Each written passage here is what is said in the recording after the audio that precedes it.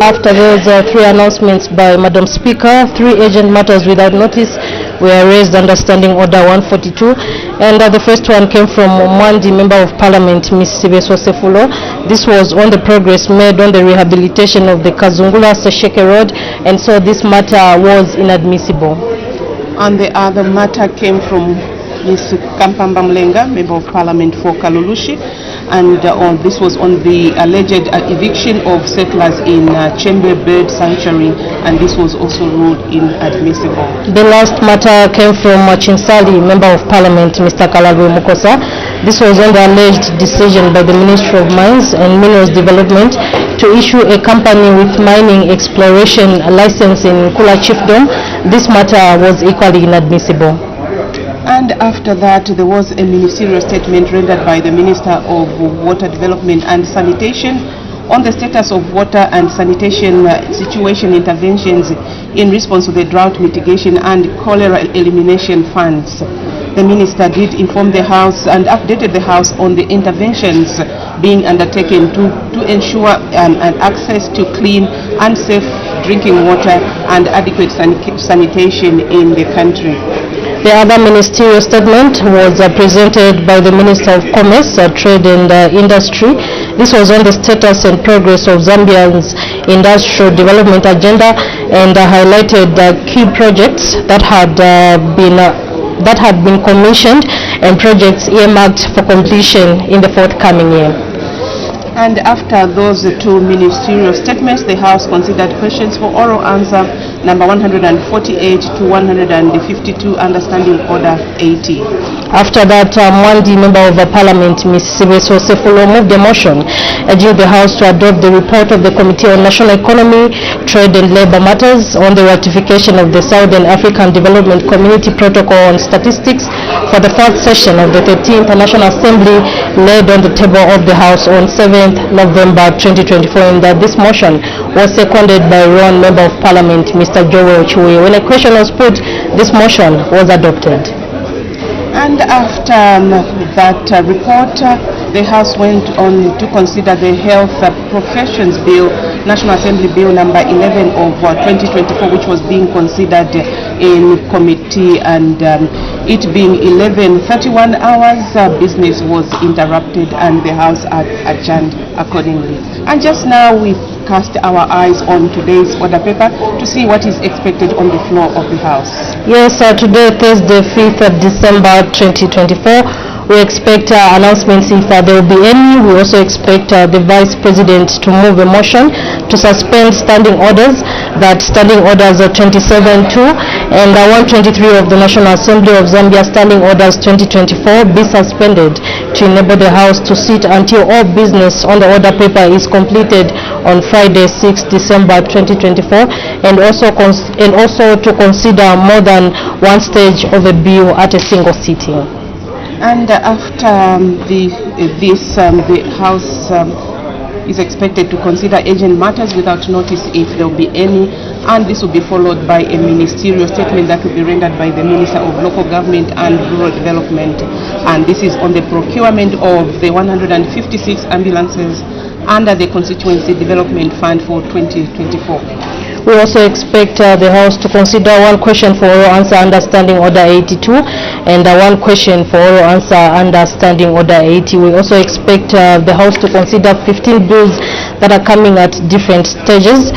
The Cyber Security Bill, National Assembly Bill number 29 of 2024 coming at second reading.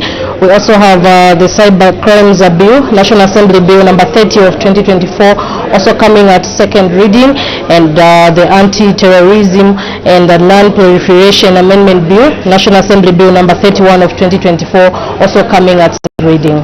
And the House then will consider the health professions, the Health Profession Bill, National Assembly Bill number 11 of 2024, and of course we expect resumption of committee.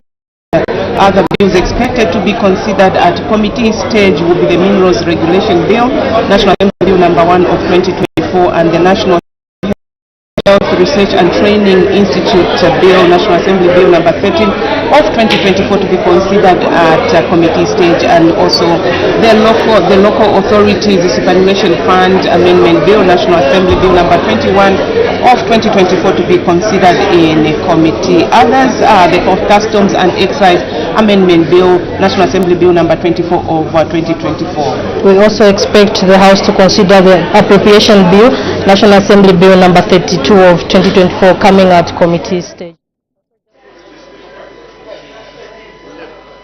Honorable Members of Parliament, Madam Speaker.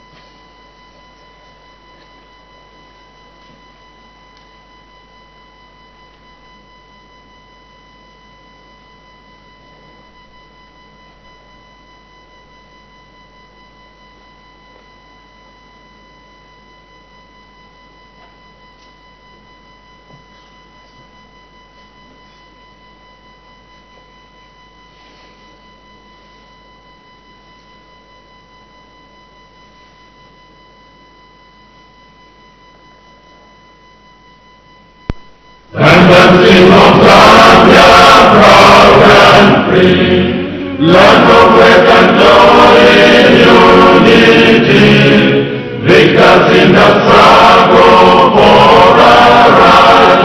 We want freedom's fight, oh, and strong and free.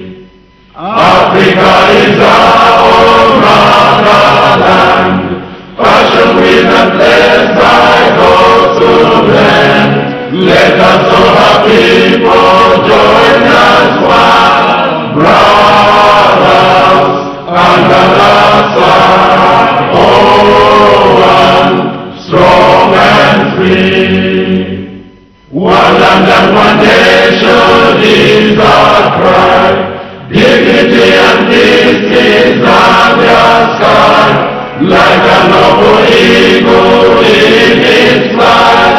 Zambia, praise to thee, oh, one, strong and free. Praise be to God, praise be, bless our great Zambia, Zambia, Zambia. Green and we stand under the flag of our land. Zambia, praise to thee, oh, one, strong and free. Prayer.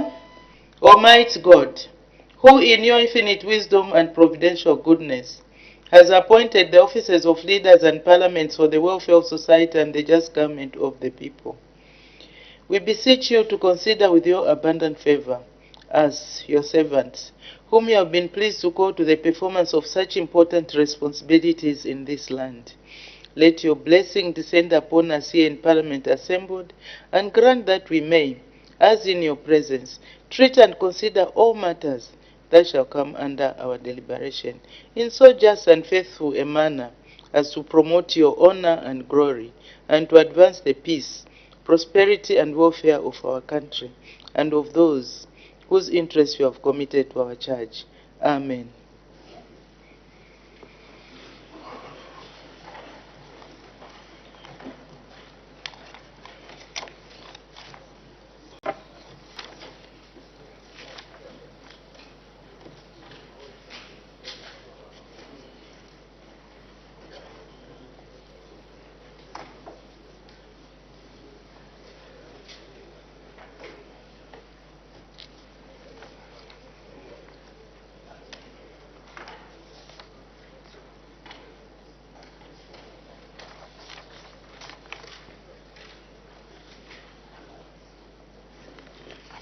Order, honorable members, I have two announcements.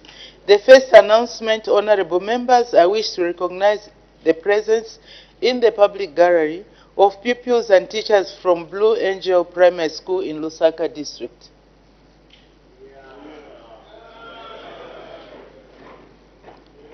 On behalf of the National Assembly of Zambia, I warmly welcome our visitors in our midst. I thank you. You may take your seats. The next announcement, honorable members, I wish to recognize the presence in the public gallery of ward councillors from Bavala parliamentary constituency in Choma district.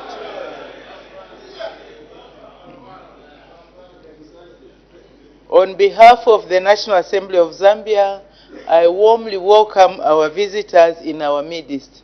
I thank you. You may take your seats.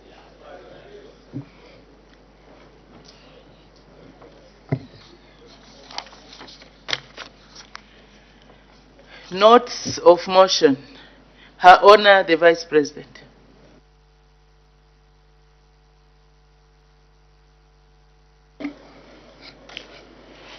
Madam Speaker, I beg to move that Standing Orders 27, Part 2 and 123 of the National Assembly of Zambia Standing Orders 2024 be suspended to enable the House to sit until all business on the order paper is completed on Friday, 6th December 2024, and also to consider more than one stage of a bill at a single sitting.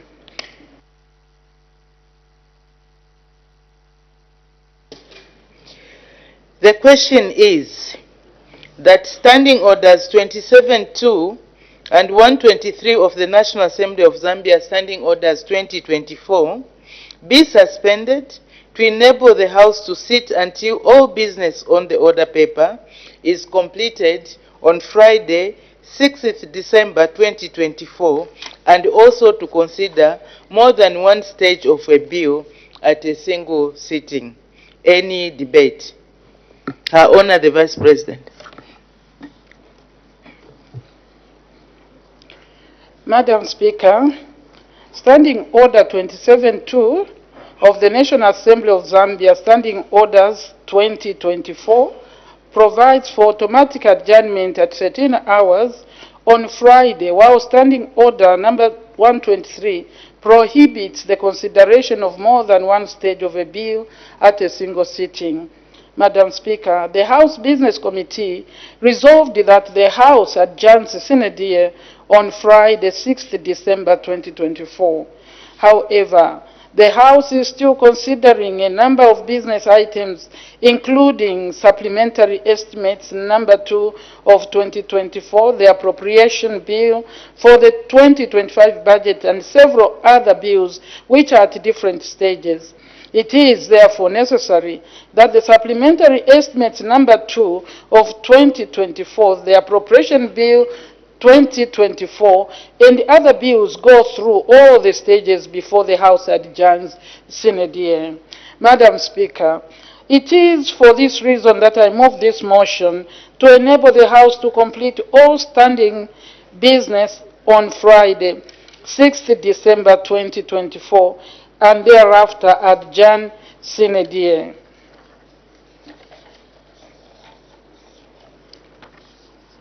Madam Speaker, this budget meeting commenced on Friday, 13th September 2024, and by the time of adjournment sine die, the House would have sat for a total of 37 days, considered 6 private members' motions and 11 motions to adopt parliamentary committee reports. Further, Madam, the House would have passed 7 bills. Additionally, the House is expected to have considered 158 questions and tabled 131 annual reports from government and quasi-government departments. Madam Speaker, during the same period, the Executive issued 18 ministerial statements in which government policies on various issues were explained and clarified. More importantly, the House has spent a considerable amount of time scrutinizing the 2025 national budget. Madam Speaker, it is clear from the foregoing that the House has dispatched a considerable amount of business during this meeting. This can only be attributed to the dedication and hard work of all honorable members. In this regard, allow me to congratulate all honorable members individually and collectively for the job well done.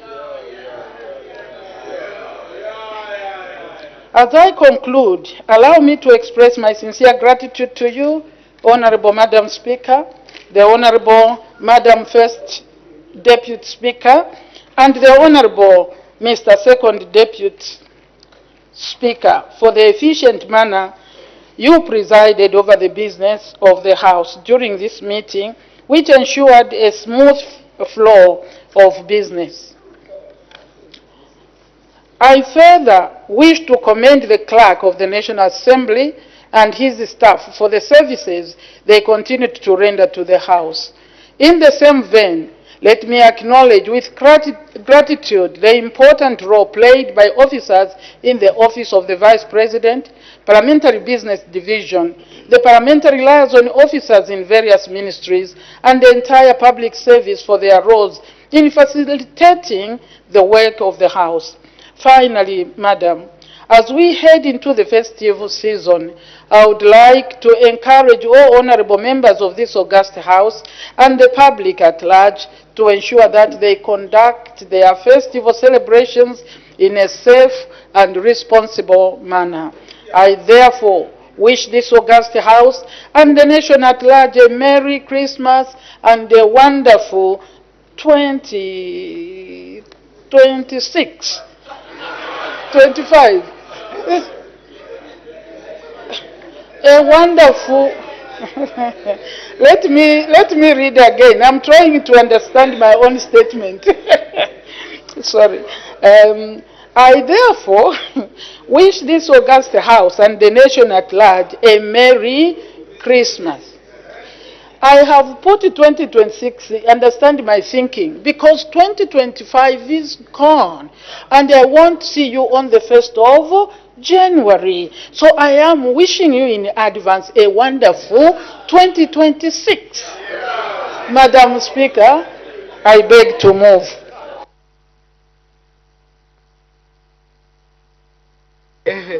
I think the 2026 came from my left. I beg your pardon.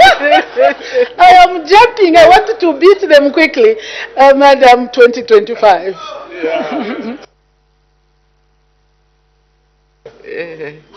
Thank you very much.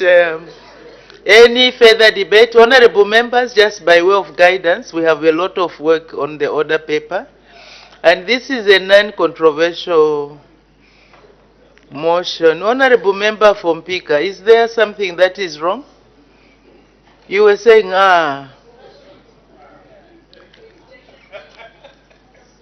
So it's a non-controversial motion. Usually we only call one member from each side and then we close. Maybe I can just appeal to honorable members also to exercise patience. Please don't jump the guns before you know what is on the table. So please, let's exercise patience. So any further debate, I'll start with the honorable member for Feira.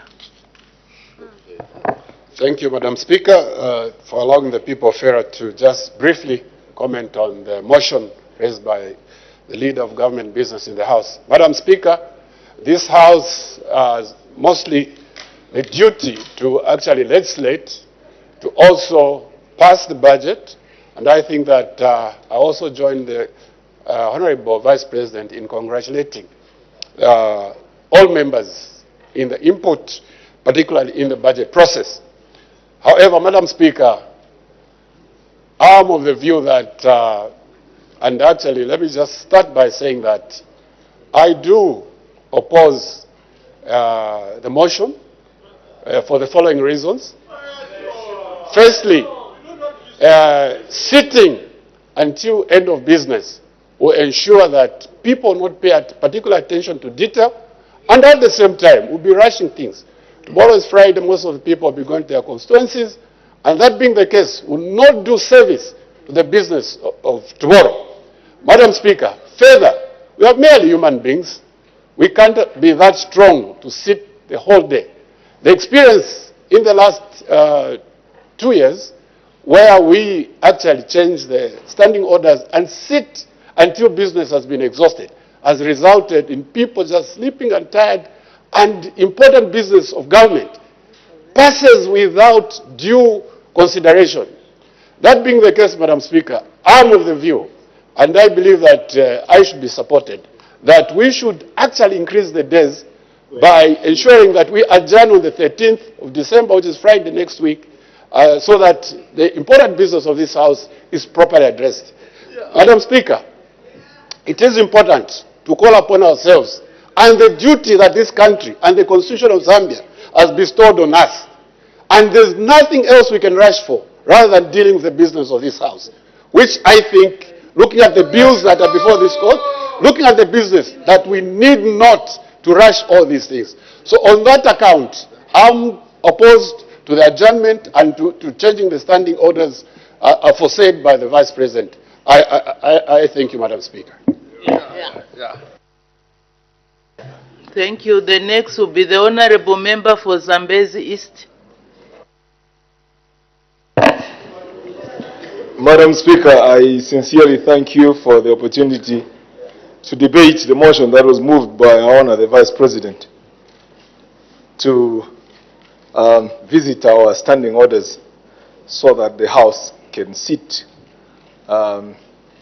in a way that is extraordinary due to the adjournment that has been set for Friday. Madam Speaker, indeed, I fully support the motion of adjournment, the motion that was moved, for the following reasons. Madam Speaker, this budget meeting has been one of the efficient budget meetings in recent years. And business has been conducted in such a manner that we are able to adjourn early enough on the 6th of December, being a period for festive season and a period which we review performance of a year in terms of our projects, especially those of us who have constituencies. It is important that we have ample time to go out there and monitor the work that is going on in there. Unless one doesn't have business to do in the constituency, that they would want to sit here. Madam Speaker, indeed. Madam Speaker, indeed. I would like to differ with the Honourable Member who just debated recently, insinuating that we are rushing business. We are not rushing business. There are times when we have really rushed business. Look at the times we have been adjourning in the past 1 week or so. We've been adjourning even as early as 17 hours. It's just that we have efficiently managed business.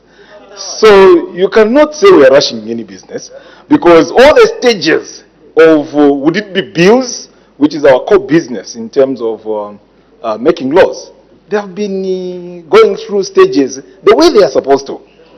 Committees have considered bills which have been referred to committees have considered bills. So there has been ample time given to the law-making processes. So where is the argument to say that we are rushing business? Because you might be thinking there is maybe a bill which is a little bit contentious, you have issues to try and delay it. But you see, there is nothing that will compel anyone to delay a bill just because you have issues with a particular bill. If you have any issues about a particular bill, when it is referred to the committee, members of parliament have got a window to submit. And Madam Speaker actually makes that announcement that any members of parliament who wish to actually submit towards this bill are free to do so during the period of the committee's sitting. So is there anything really that will hold us from adjourning on the proposed day that we need to adjourn sine die? Nothing. Therefore, we should all support this motion so that we adjourn, and for the good reason that we need that break so that we can go and do our field work.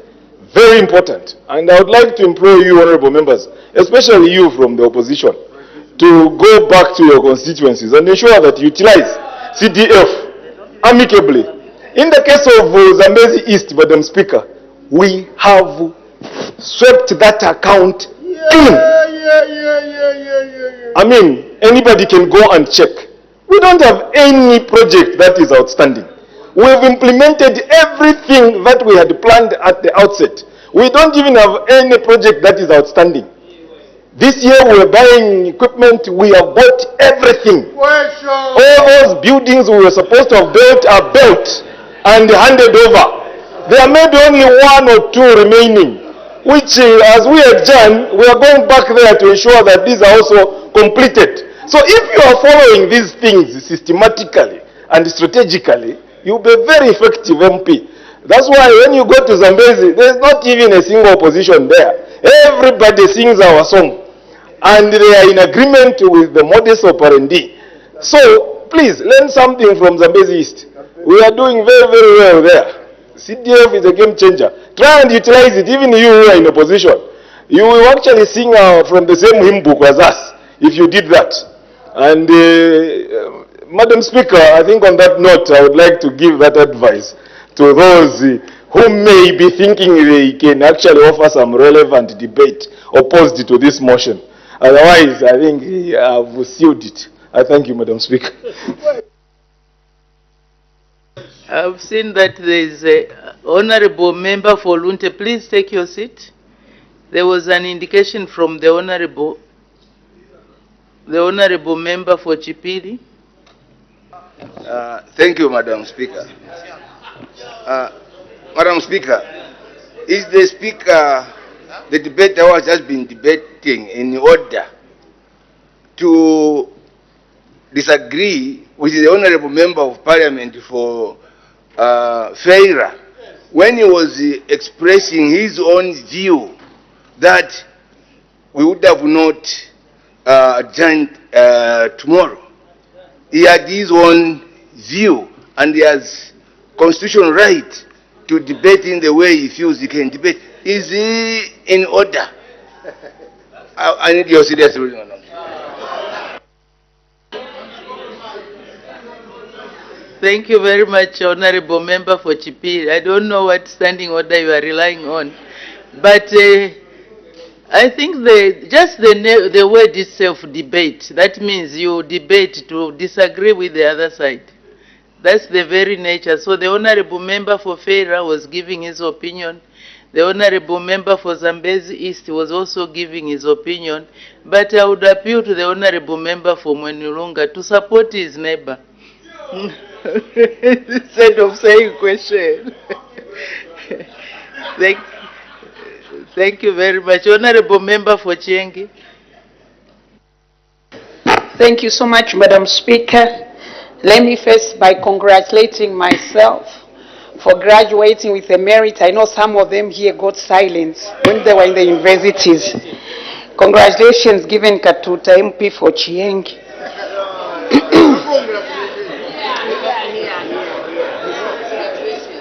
Thank you. Thank you. Thank you. Thank you. Thank you. Thank you. I know the Honorable Minister for Home Affairs is jealous because he has never declared his results from Ziali. Madam Speaker. Sorry, Honorable Member for Chiengi, congratulations for having graduated with a merit. We need to support each other. Thank you, Madam Speaker. In what business administration, okay, thank you. Marketing. I'm sure it will improve so much in the way you do it. Merit, it's not easy, eh? Proceed, Honorable Member. Thank you so much. Madam Speaker, as the motion is non-contentious, Madam Speaker, I have a challenge on behalf of the people of Chiengi. As we go back. One, we are going back to our constituencies when some of us, our people have not been able to access their loans which they applied last year. Two, fertilizer, Madam Speaker, has not been distributed to people who have planted their maize. They were being given 2 bags. 2 bags per lima. Madam Speaker, this is a huge challenge because the maize is like almost being now destroyed due to lack of good fertilizer. Madam Speaker, the other challenge that we have is that if we go back to the constituencies, some of the government assurances which were given to us have not been fulfilled. For example, Madam Speaker, I've seen an advert in the newspaper advertising for the road to be upgraded from Nchelenge to Chiengi, and nothing of indication that is going to be upgraded to bituminous whatever standard. Madam Speaker, I would like to also let the Minister of Sports to understand the English when you are advertising. I'm a marketer. When they just say upgrading, not giving what they're upgrading, and why is it being advertised just for Chienge, Nchelenge, instead of what we've been told as the people of Chiengi, from Mansa to Kaputa. Now we are being told that it will be only upgraded from Nchelenge to Chiengi. What kind of the upgrade that they advertise for, nobody knows. Madam Speaker, I'm very happy that we are going back to our constituencies, that we're going to interact with our people. But Madam Speaker, we have so many challenges. As we're speaking, some of the people, they will travel to Mansa to buy ZNS mealie meal. As we're speaking, that ZNS mealie meal price has gone up, and the fuel has gone up. So I don't know how the people of Chienge will be helped, because whatever they're going to do now is not going to work out for them. We are going back without answers to our people, how life has become so expensive, and how they can have hope that the cost of living would go down. Madam Speaker, I remember very well on the 12th of August 2021, the message as the Member of Parliament, when I was campaigning, we had was that if the cost of living is so high, then we don't need this government. Now we are going towards 2026. Madam Speaker, we voted UPND with the hope that the people of Chiengi from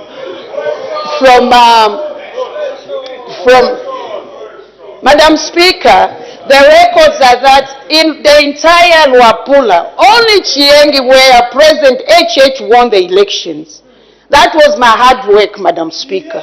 So now, Madam Speaker, I want to educate those who feel when they just come on the platform politics, they think they are champions. Madam Speaker, order, honorable members. Now we are diverting from the motion. The motion is straightforward, non-controversial. Now we are bringing in a lot of issues. I think we need to make progress. And I was surprised. I was trying to beckon to the Honorable Minister of Defense. Honorable Minister of Defense, has the maize of the price of ZNS mealie meal gone up? Yes. Yes. Yes. To ask. Thank you very much, Madam Speaker. The price of ZNS mealie meal at 25 kg is going at 220,000 kwacha from the source. Breakfast. And in retail, it's supposed to be 230. My follow-up question. And then for roller, it's 180 at source, and supposed to be 190 kwacha at retail. Thank you very much, Madam Speaker. So, order, honorable members. It's important, honorable members. Order. Follow-up question for what?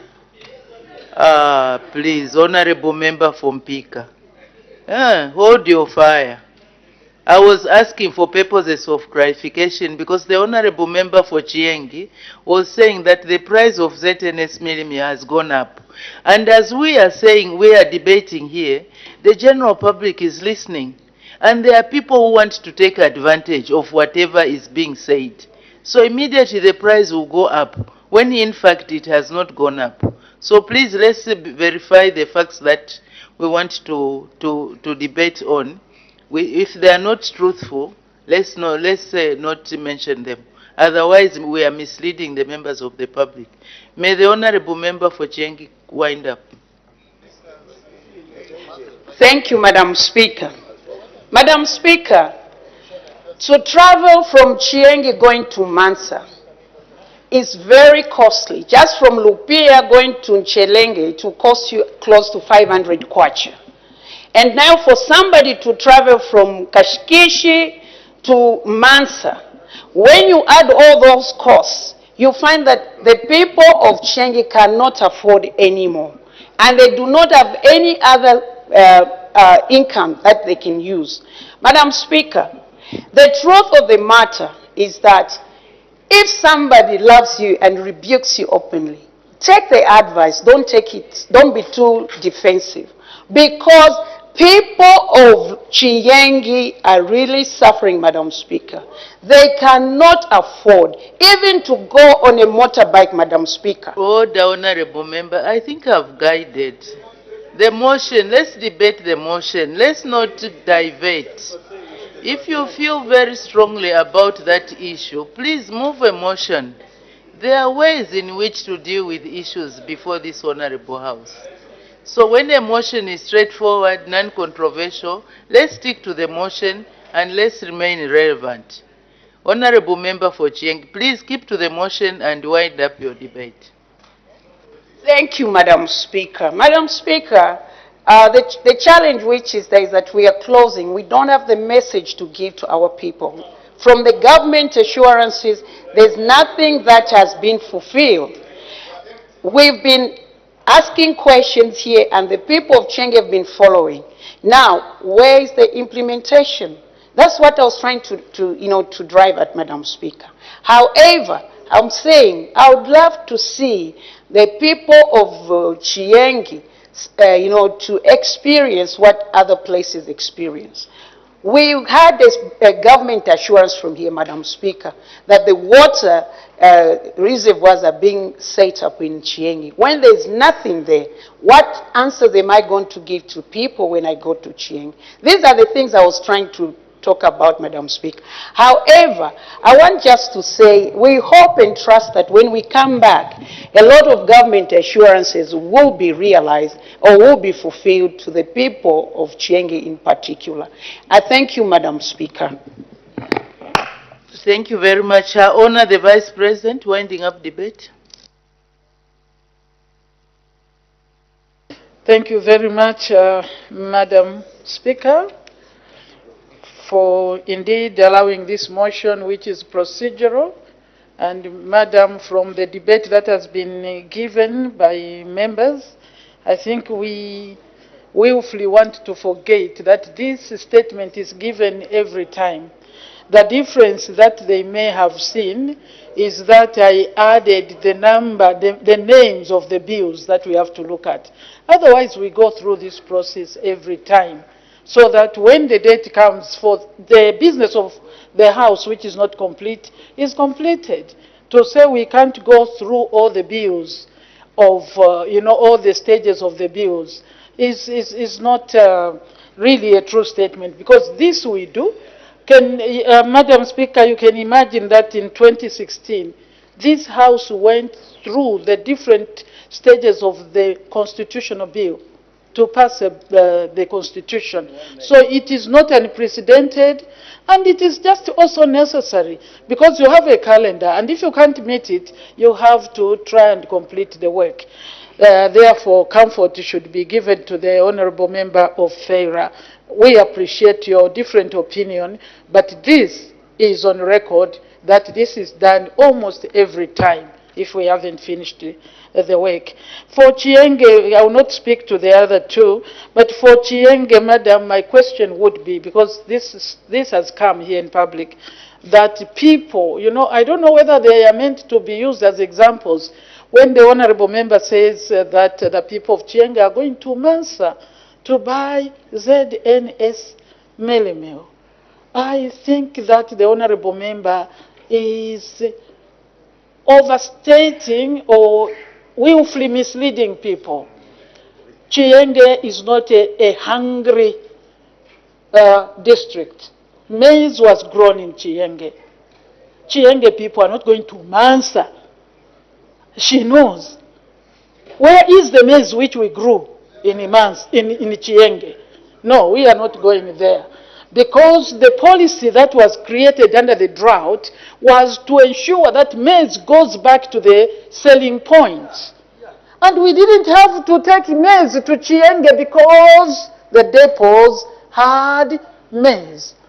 And she has been talking about storage. If there is no maize, what storage do you complain about here? Construction. Please, let us state facts where it's necessary, because people start being sensitive for nothing. Those people from my home, which is Chienge, are not hungry. They have food. In Chienge, in Kaputa, they have maize. They can buy maize in Kaputa plenty. Madam, let me just thank everybody that has debated and even those that have supported, you know, silently. Thank you. This is procedural. The honorable member for Mukushi, thank you so much for having been here and made enough noise to be heard. Madam, thank you for the support to this motion. Hello. Sorry. I was even saying. I'm even saying hello. Order.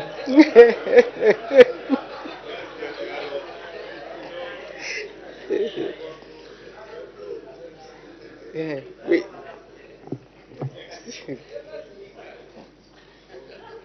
We need to make a decision. I put the question. The question is that Standing Orders 27.2 and 123 of the National Assembly of Zambia, Standing Orders 2024 be suspended to enable the House to sit until all business on the order paper is completed on Friday, 6th December 2024, and also to consider more than one stage of a bill at a single sitting. Order, honorable members. As many as are of that opinion say aye. Aye. Of the contrary say no. No. I think the ayes have it. The ayes have it. The question is resolved in the affirmative. Urgent matters without notice. The honorable member for Kwacha. Thank you, Madam Speaker, for the opportunity given. The matter of urgence without notice is directed at the Minister of Defense. We have a serious situation, Madam Speaker, where there's been a threat to the security of our sovereignty as a country. This is between Congo and the Zambian side. And this is something that happened just recently, where a life was lost after gunshots were heard. I would like the Minister of Defense to actually assure especially my people who are living along the stretch which is bordering Congo and Zambia, if at all the situation is actually going to normalize, because a life was lost and this has threatened the security position of my people in the constituency. I seek your indulgence, Madam Speaker. Thank you very much, Honorable Member for Kwacha. That situation, I believe, is the government is aware and the measures are being taken, is being attended to. So it does not qualify to be raised as a matter of urgent public importance because the government is aware and dealing with it. The Honorable Member for Chairman North. Thank you, Madam Speaker, for the opportunity. The urgent matter without notice is directed to the Minister of Health, but I can't see the Minister there. I'll direct it to the leader of government business. Madam Speaker, the National Health Insurance Management Authority, NIMA, has proposed to remove health services from the private institutions, which are currently covered under NIMA insurance package.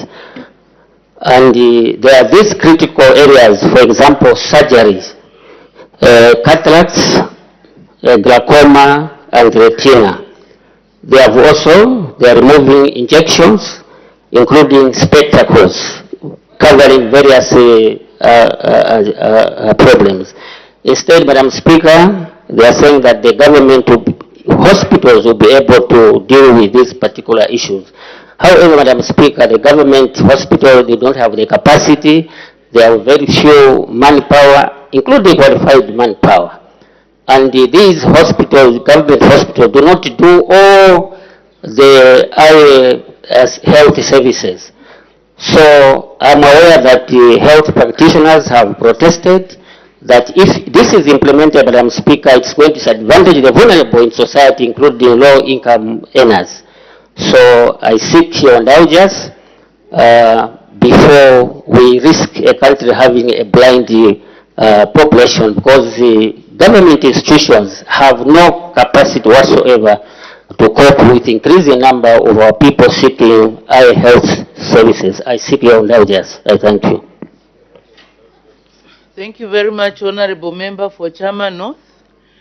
I believe there was even a ministerial statement on that matter, but the matter doesn't qualify to be raised as an urgent matter without notice. I suggest you put in a question to address to the relevant ministry, then they will be able to provide the necessary answers.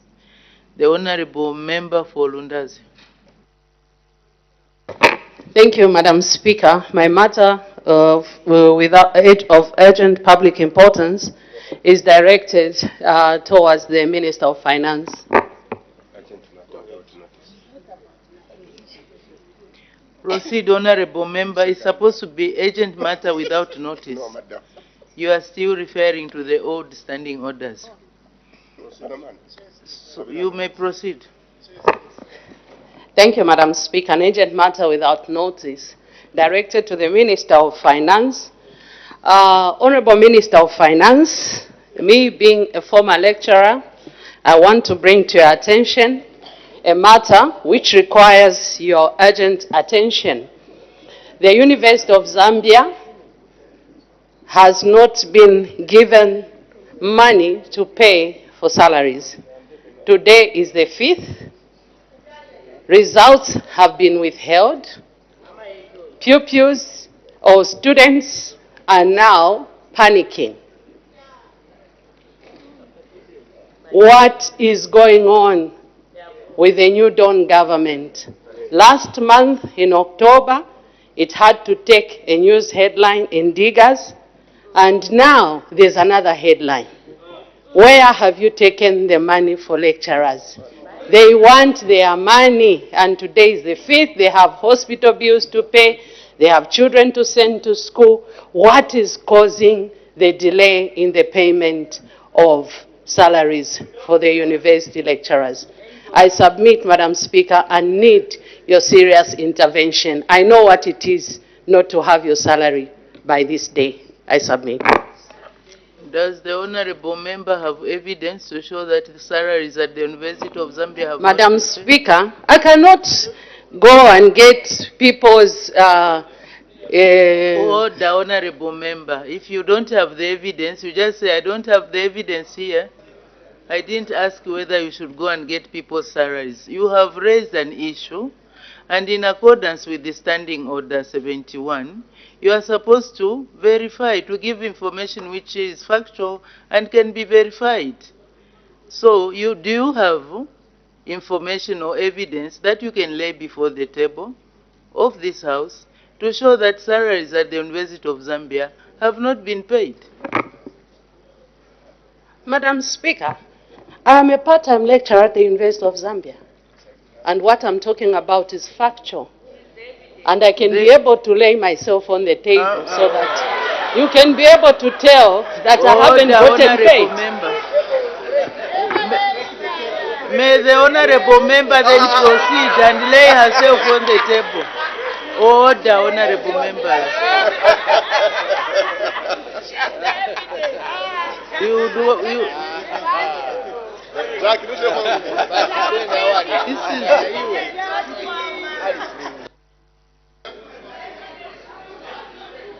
Order. The matter is not admitted. Can we make progress?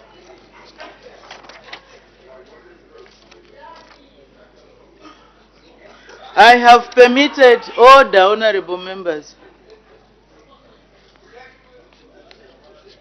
Are people still expecting for somebody to be laid on the table?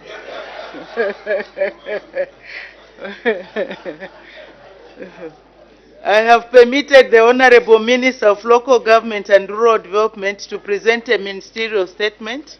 The Honorable Minister of Local Government and Rural Development.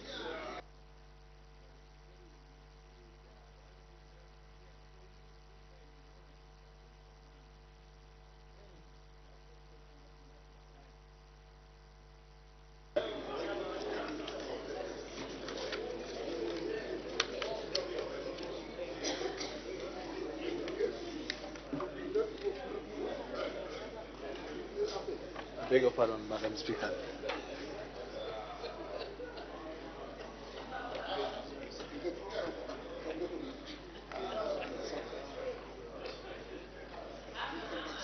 The honorable member for Chitambo, we are just in the middle of a ministerial statement. Madam, allow me. You can raise it afterwards. We have two members this standing. The honorable minister has already taken his position. Please bear with us. May the minister proceed. Permit me, Madam Speaker, to congratulate Her Honor the Vice President for the success of the launch of her book. Congratulations, Madam. We were following the events yesterday, and we're looking forward to get the insights of your life experience. Let me also congratulate the MP for Chenge, my sister, for the achievement of attaining an MBA. Madam, the parliamentary committee system remains the heart and soul of the function of any parliament in their oversight function.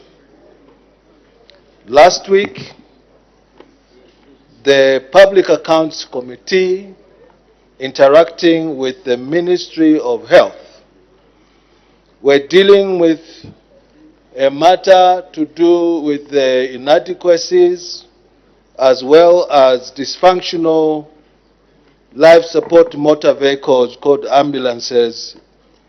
During the session, the Public Accounts Committee got to learn that there were several vehicles that were dysfunctional as contained in the Auditor General's report.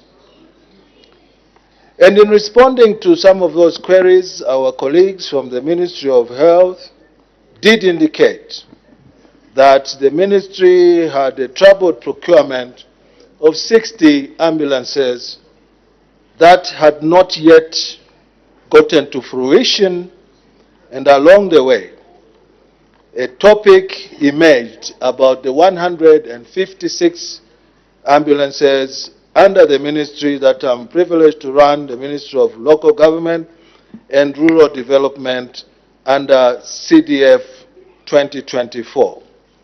I am very grateful, Madam Speaker, for the opportunity to deliver this statement because we owe the public and through the assembly of the people clarity. We owe them transparency, and I requested your office the day before to see if we could shed some light about what seemed to have become topical regarding the 156 basic life support ambulances under the CDF 2024.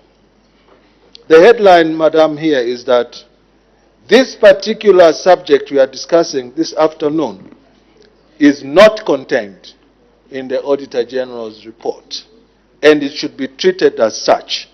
But because we are proactive and it became a subject of discussion, we came under our own volition to shed this light. Madam, in its ministerial circular of the CDF implementation for 2024, the Ministry of Local Government and Rural Development guided that all 116 local authorities or councils set aside the sum of $112,000 for the procurement of land ambulances under the CDF 2024 budget.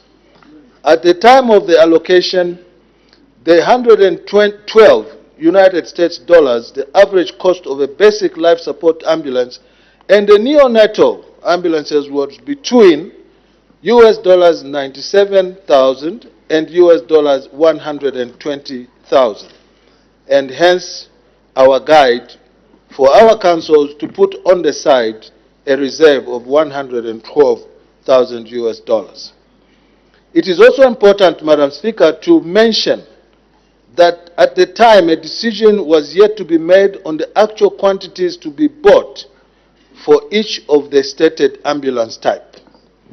On the 28th of November 2023, the ministry officially engaged the Zambia Medicines and Medical Supplies Agency, ZAMSA, through the Ministry of Health to initiate and facilitate the procurement of 156 basic life support ambulances for each constituency in the Republic of Zambia.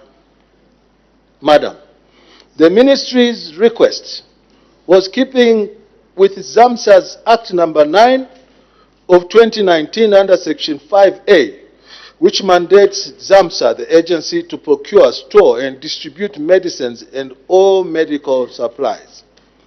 The ministry further guided ZAMSA to facilitate the procurement of ambulances using the constituency development funds in line with the Zambia Public Procurement Authority ZPPA Circular number 1 of 2023 dated 14th of January, which circular provides guidance on the CDF procurement. Madam Speaker, the ZPPA Circular number 1 of 2023 reserves CDF procurements for Zambian citizens. In so doing, it emphasizes the preference and priority to the citizens in the CDF procurement in line with Section 9.1b and Section 9.1.2 of the Public Procurement PPA Act number 8 of 2020. Madam Speaker, you may wish to know that prior to the procurement of ambulances under CDF, the government had previously attempted to procure 100 ambulances under the Ministry of Health through an open national tender on about 2 occasions. However, these attempts to procure these ambulances did not result in any successful award of this contract. In view of the above, there was pressure to expedite the procurement of ambulances in order to address the critical shortage of ambulances in all the districts of our country, Zambia. It was on this basis that government sought an effective and cost-efficient way to procure ambulances by seeking authority from the ZPPA to reduce the flotation period from 4 weeks to 2 weeks. Further, in keeping with the Zambia Procurement Regulation of 2022, specifically Regulation number 32. The procurement entity was then opted to use the selective bidding as provided for under the ZPPA Act number the ZPPA Act of 2022. I beg your pardon. Madam, on 15th of May 2024, after 5 companies that had participated in the tender, 2 citizen-owned companies, namely ACE Pharmaceuticals and Acquires Investment Limited, were awarded and signed a contract to supply and deliver 78 basic life support ambulances each. The contract is valid for 18 months, effective 10th of May 2024. In line with this law, each of the successful companies was paid a sum of $1.5 million as a 25% down payment. The delivery for these motor vehicles, ambulances, fitted with life support equipment, as contained in the contract, was between 16 to 20 weeks. Upon receipt of the down payment, which delivery period expired on the 1st of December 2024. Madam, as of today, the 5th of December, today is 6th. This was supposed to be delivered yesterday, so I beg your pardon, Madam Speaker. As of today, the 6th of December 2024, today is 5. Oh, thank you. Thank you very much. I was ahead of my time yesterday then. 11 ambulances have since been delivered in the country, 6 from the ACE Pharmaceutical Limited and 5 from Acquires Investment Limited. Another 18 ambulances are under shipment and will be in the country soon, going by the documentation that has been availed to the ministry by the contracted suppliers. The projection, Madam Speaker, is that at least a minimum of 50 ambulances will be in the country by end of this month, December 31st, 2024, and the balance of 106 ambulances will be in the country by end of May 2025. Madam Speaker, I wish to put on record that due diligence was conducted during the process of leading to the award of contract to ensure compliance to the government policy on procurement and citizen participation included. These included competitive pricing, they included adherence to quality standards, they also spoke to timeliness on delivery. Madam Speaker, I am happy to report that my ministry bought these said ambulances at an extremely competitive price of about $95,000 per unit, compared to the past where the same motor vehicles would cost sometimes twice the amount, with the same engine size, engine capacity of 1HZ engine, diesel propelled and top of the range. While we do acknowledge that the delivery of the whole consignment of ambulances will fall outside the agreed timeline, this is a factor that is beyond our control, particularly the disruption in the supply chain of this type of chassis for the vehicles that are being sought. My ministry has engaged the stakeholders, including the suppliers and the foreign missions, to ensure that we address some of these challenges that are outside our control. I also wish to conclude now, Madam Speaker, to put on record that at this point in time that I'm reading this statement, there is absolutely nothing to name this procurement a scandal, as the public has been induced to believe through social media, and the procurement of 156 ambulances under the CDF is still firm, and they will be delivered. Further, I wish to put on record that the ministry has not received or seen any report, as I started in my introduction, from any department of the Auditor General's report, or indeed any government agency that is questioning the procurement method, the price, or delivery of these 156 ambulances. I must emphasize that we fell short on the time of delivery, and this we ask kindly for the House, as you provide oversight, that it's a matter that we are pursuing rigorously to make sure that all the 156 ambulances are delivered. Finally, there was also another line of thought that the companies that were contracted may not have been citizen-owned, as said in the public media. I want to assure you, Madam Speaker, and through you, the members of Parliament and the country at large, that a due diligence was done, including searching at PACRA, and our findings were that these companies that were awarded were actually Zambian-owned companies in all aspects. Madam Speaker, I am now ready to respond to any follow-up questions from the honorable members.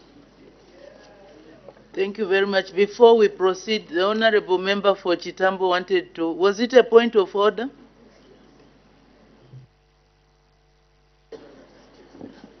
Madam Speaker, now it has become a point of order, because at the time I rose, I think it was a procedural matter that I wanted to raise.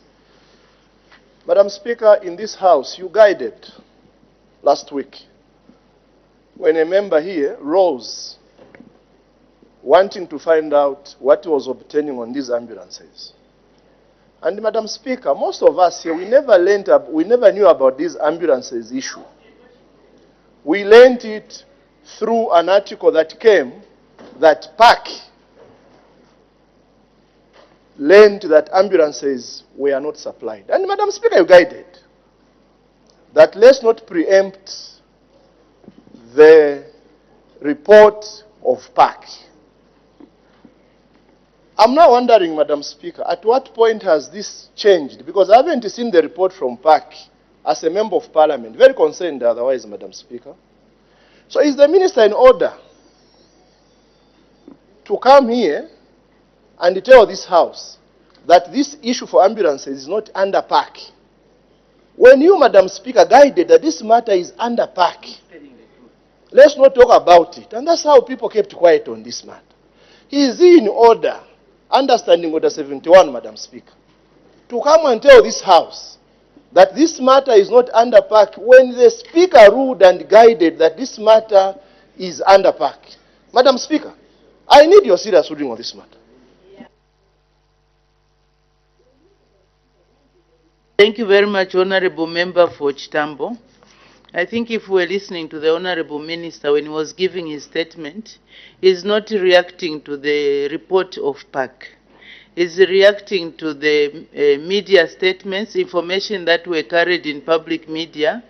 So the matter became of public interest. And in view of the matter that has raised a lot of public debate, I allowed the Honorable Minister to come and clarify the issue because it's in public interest. But if it was the report of PAC that we were considering or which was being preempted, then it would have been very difficult. And you know that, Honorable Members, these issues that are discussed in PAC, they are carried live. They are carried live, so everybody knows what goes on at PAC, but there is no resolution that we don't know what the resolution is from PAC. The resolution of the PAC will be brought before this House. That's what is going to be debated. So in terms of the public outcry that has been raised because of the newspaper reporting, that is what the Honorable Minister is reacting to, not to what was debated in the park. So the Honorable Minister is in order. And I'm also still in order for having guided as I did earlier. Who is questioning?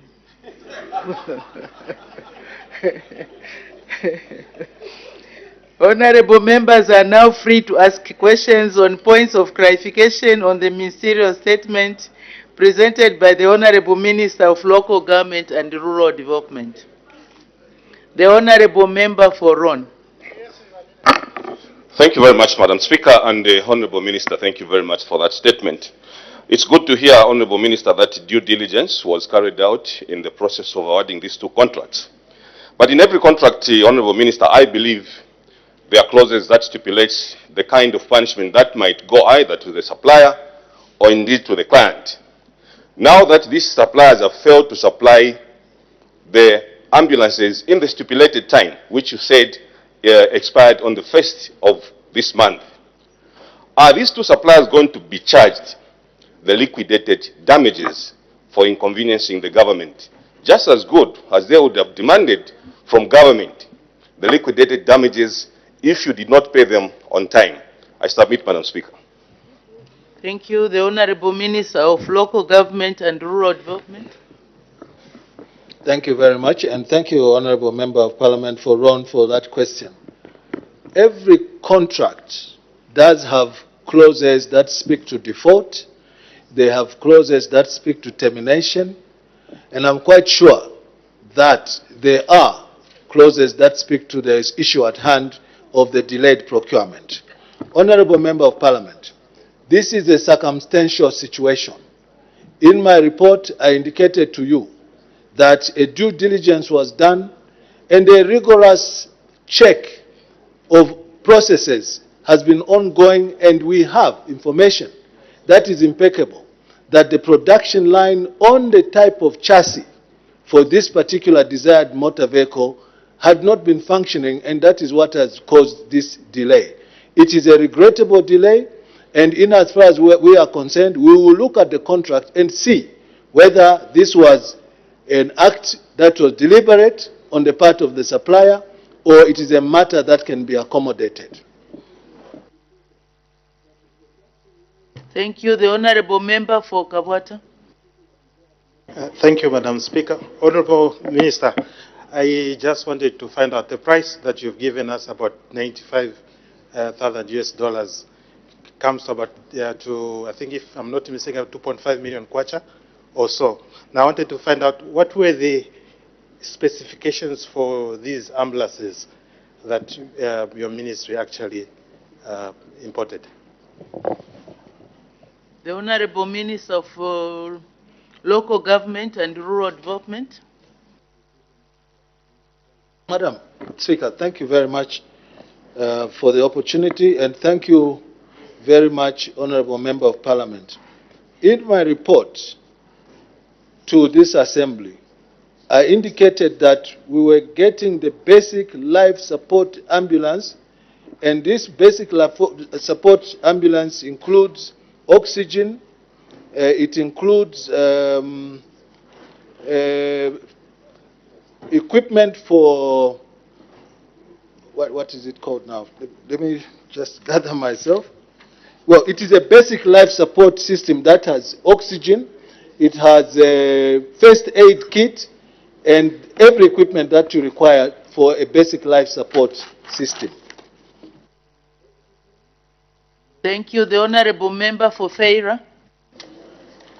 Thank you, Madam Speaker. Thank you, Minister, for your statement. Indeed, my question is on due diligence, and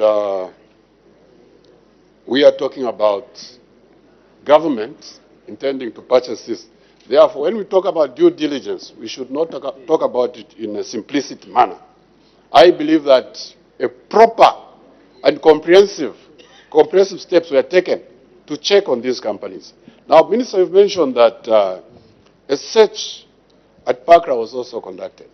Now, when you do due diligence, and even the people that appear as business people, you need to check on them. Because I'm raising this issue in view of what normally happens, where people appear as fronts, but the real suppliers or the owners of the business are behind the scenes. Now here there's an Indian who has been mentioned in this whole issue, which I think you and me, and I know that you've been in business for some years, you know what I'm talking about. Did you check on the proprietors, particularly on these S pharmaceuticals, which I believe has numerous questions, despite you saying that at this stage we can't say there was nothing criminal. We think that there's something criminal. But in view of the people, are you able to, if possible, mention them and their background? I thank you, Madam Speaker. The Honorable Minister of Local Government and Rural Development. Madam Speaker, let me thank you again for the opportunity, and thank you, Honorable Member of Parliament, for favor. What I indicated earlier on was that according to the CDF guidelines, we are promoting citizen participation. Let me read out to you the companies that participated in the tender that was invited on 22nd of December 2023 through the limited bidding method of procurement. 1. Roche Pharmaceuticals. 2. ACE Pharmaceuticals. 3. Rexham Resources Limited. 4. Midwest Investment Limited. 5. Palmetto Commodities Limited. 6. Saro Agro Industrial Limited. 7. Aquias Investment Limited.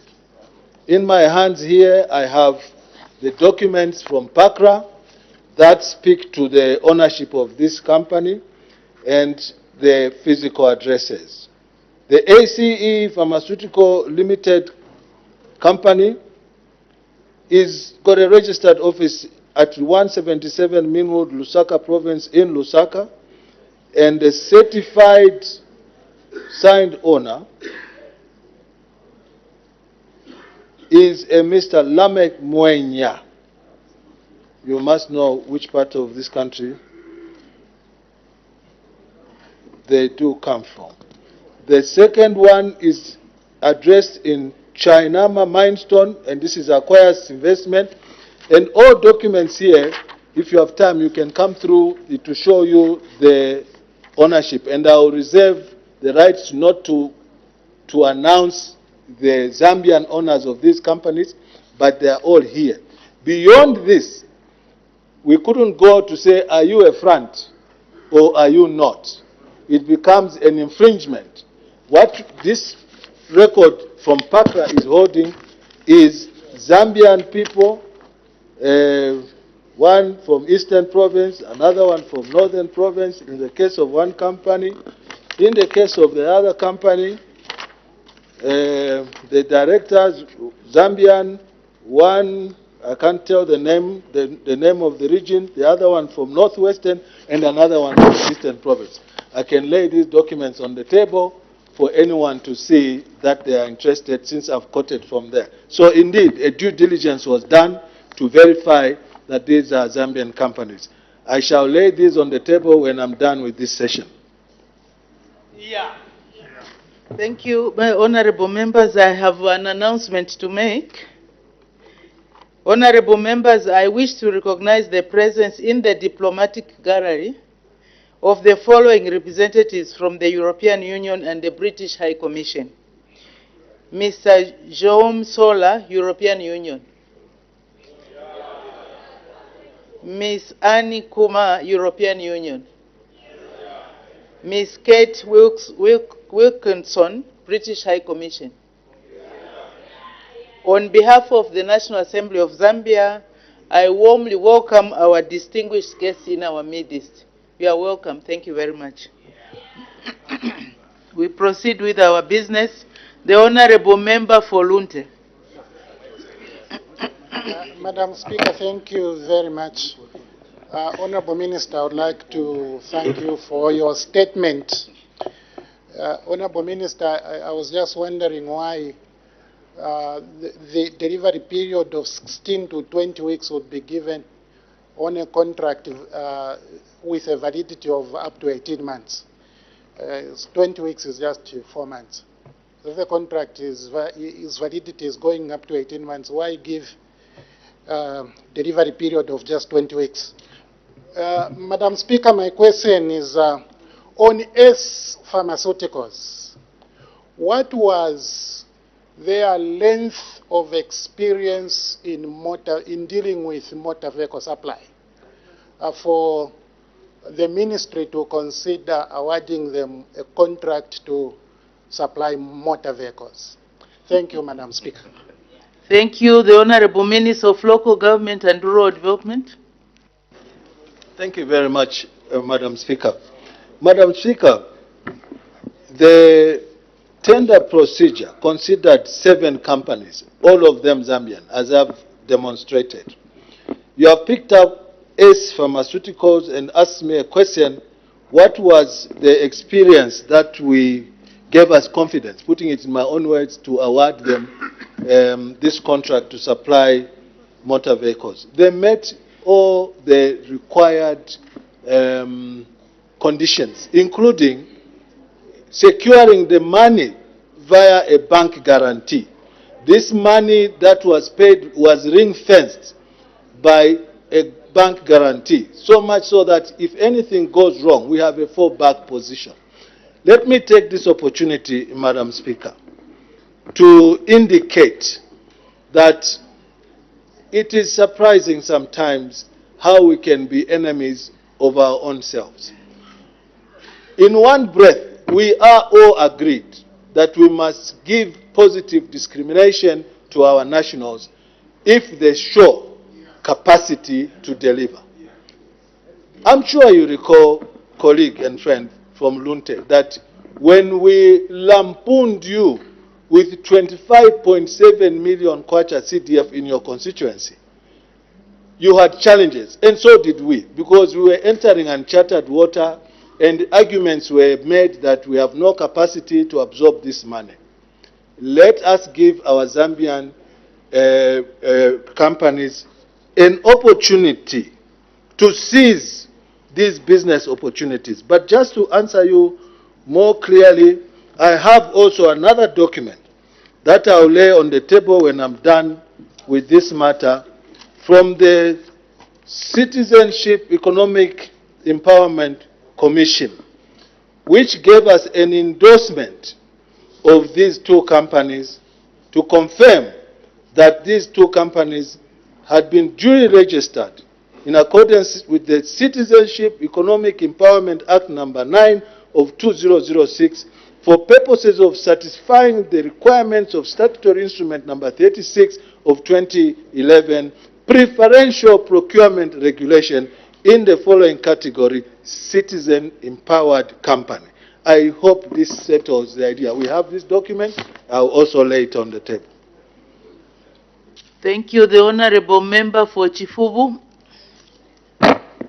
Thank you, Madam Speaker, for giving the people of Chifubu an opportunity. Honorable Minister, since Madam Speaker has said you are responding to the public perception over the procurement of the ambulances, here is another perception that is in the public. So I want you to stand on the floor of this House to clear the position of government. The perception that is on one of the articles that I read is that the details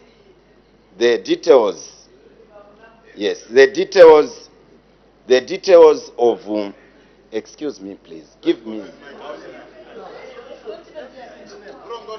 Order, Honorable Yes, Members. the details of the companies that were awarded this contract at Pakra and the bank details are different. How true is this according to this information circulating in the media? How true is it? Would you clear this on behalf of government? Thank you. Thank you. The Honorable Minister of Local Government and Rural Development. Thank you very much, Madam Speaker. Madam, like I clearly put it, I approached your office because I thought I owed this assembly and the public a clarification, based not only on social media, but also this item kept coming on private and public print and electronic media. So I responded to this based on the information that I had. Unfortunately, Honorable Member of Parliament for Chifubu, the issue of the difference between the physical address and the bank statement, I did not come across it. But in my usual spirit of wanting to clarify things, I would like to get a few more details. And if you will, Madam Speaker, should we run through this, we will gauge it ourselves and come back with the true position, whether this is correct or not. I beg to move. Thank you. The Honorable Member for Luena. Thank you very much, Madam Speaker. Honorable Minister, thank you very much for clarifying this very important matter.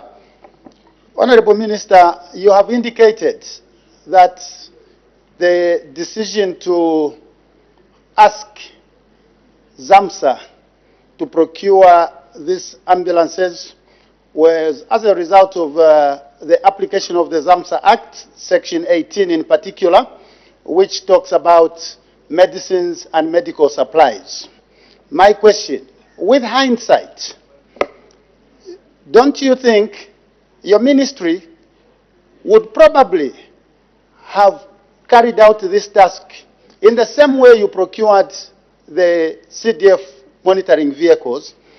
Because as automobiles, they are just vehicles, which are then converted, made fit for the purpose to operate as ambulances. Was it really necessary to have them classified as medical supplies? Thank you very much. Thank you. The Honorable Minister of Local Government and Rural Development. Thank you, Madam Speaker. Honorable Member of Parliament for Luena, you have said it, and you have said it so correctly. It was necessary to go to ZAMSA because the equipment that is fitted on these motor vehicles is specialized. But directly, the Toyota Land Cruiser, same engine, 1HZ, for purposes of monitoring and evaluation. There was no complication of mounting it with the necessary life support system. We also procured the Zambia police motor vehicles, 1HZ engine. There was no necessity to go to ZAMSA. But just the fact that these had to be mounted in a very, very specialized way. We couldn't, for instance, split the procurement to buy the medical unit and buy the motor vehicle on its own, bring them separately to Zambia, and start assembling. We do not possess this kind of expertise. So to answer you, sir, you have said it, it became necessary because the equipment that is mounted on that falls in the category of medical supplies.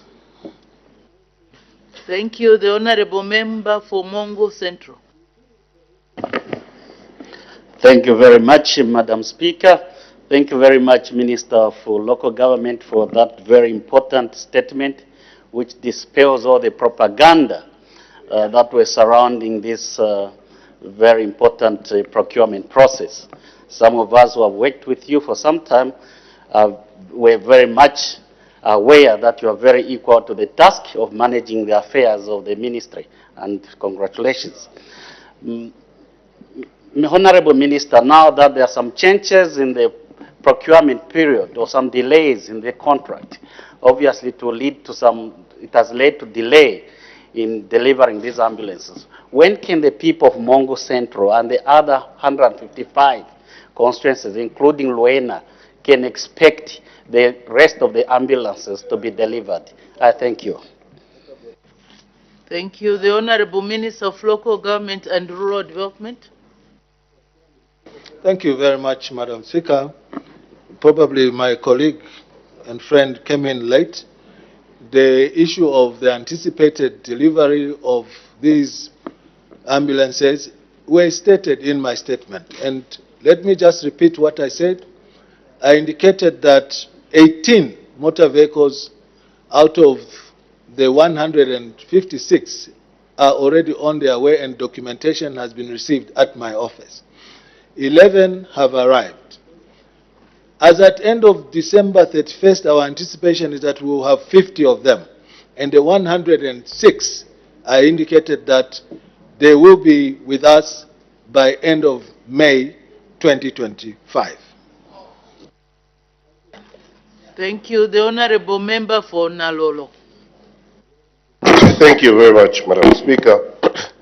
I must agree with the Minister that this is not an audit query, but the Ministry of Health, in their memorandum to the Public Accounts Committee, raised this issue. And when they raised this issue, it brought queries from the Auditor General and ourselves.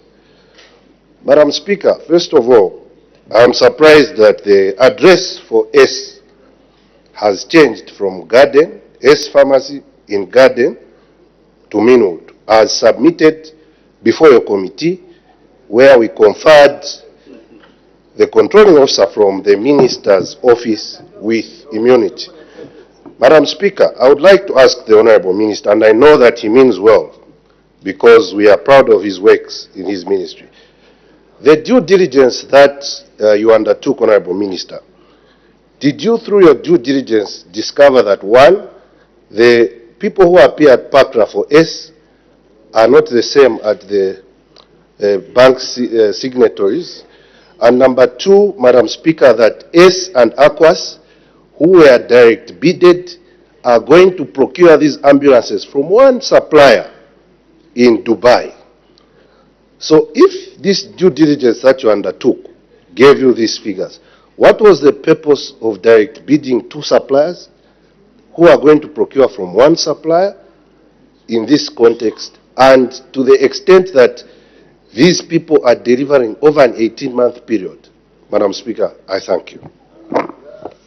The Honorable Minister of Local Government and Rural Development. Thank you very much, Madam Speaker. Madam Speaker, I indicated that these documents are free for scrutinization. The issue of Garden, unless I need another pair of spectacles, is not contained in the documents that I have in my hands. Nevertheless, Garden, Kabulonga, call it whatever, it is just a location. So I have not paid much attention to that part of the story of where the location of ACE was, because this particular one tells me they are on 177 Minwood, Lusaka, and I could not speak on their behalf. Probably it would be nice that whenever that time comes that they are in total default, they can be called in to be asked such questions. The issue about them procuring from the same supplier, again, I do not see how that becomes a big issue. Why? Is because the dealership of Toyota comes out of Japan, and the franchise can be given to an assembling plant in South Africa, in Dubai, in wherever. And if so, two competing parties win a tender, and then you realize they are getting from the same supplier. Please educate me if there's any crime or offense that accrues to that. I'm yet to be educated. The fact of the matter is that the due diligence was done, the money was ring-fenced, and government has not lost a dime, and we are very certain in our minds that they will not lose any money, because only 25% of this procurement was surrendered, and the bank guarantee is what is moving the supplier to bring these vehicles, and only when they deliver would they be paid their full amount. That should be a source of comfort to all of us, ladies and gentlemen, honorable members of parliament. Thank you. The Honorable Member for Kaumbwe. Thank you, Madam Speaker. The Procurement Committee had to seek permission from ZPPA to reduce the flotation period of this bid from 4 weeks to 2 weeks, which was in good faith by the nature of the project, because of the urgency that we that was attributed to the ambulances. Furthermore, selective bidding, which is direct bidding to the would-be suppliers, was granted, and 5 companies were invited. Furthermore, the procurement committee tells us that they inspected the supplier only to find that the production line for this particular chassis was not working, or rather maybe the production rate was, was not as per expectation. And this whole led to the default in the delivery period of this particular tender. Now we are talking about delivering beyond the stipulated delivery time. My question is, from all this procurement process and procedures carrying out the due diligence, where in the procurement process does the government, where in the procurement process does the government feel it went wrong in their due diligence to end up with this kind of bizarre situation? I thank you. Thank you. The Honorable Minister of Local Government and Rural Development. Thank you very, very much, Madam Speaker. Honorable Member of Parliament for Kaumbwe, thank you very, very much. At this point that I'm speaking to you, we are 5 days outside of the contract delivery period. I would not be too comfortable going by the circumstances that I've explained before you, out of my own volition, that things have seriously gone wrong. That is not to downplay the fact that there's an abrogation on the contract vis-à-vis the delivery period. It is a reason enough to cause anxiety. And this is the reason, Madam Speaker, that I came knocking to your door and not responding to any pressure from colleagues here in a form of a point of order. When I came voluntarily to indicate a progression report based on what reports had been flying out in the media, both electronic, print media, and also social media. I thought that it was a responsible thing to come and give an update so that we do not ride on innuendos, that we do not ride on rumors, such as the company is in Garden. Look, the Radisson Blue Hotel here is on Katimamulilo Road. So is Aisha, who's welding something in Garden, there is also on Katimamulilo Road. And that's why I said it's just a menu for talk. The issue of where companies domiciled is a real issue, but the whole fact is that these companies are fixed aboard. And if there was any reason to suspect that they will not deliver, we will be the first ones to run to find them. In as far as I'm concerned, I wish to let you know that we are getting full cooperation from these companies. Each time we ask them to give us information, they are willing to, such as the documents, the bill of ladings that they've provided to us for the 18 motor vehicles that are on their way. And they've given us proof enough that they've paid the supplier. So we regret, and truly so, that there's a delay. And this is not the first delay, by the way, Honorable Member of Parliament for Kaumbwe.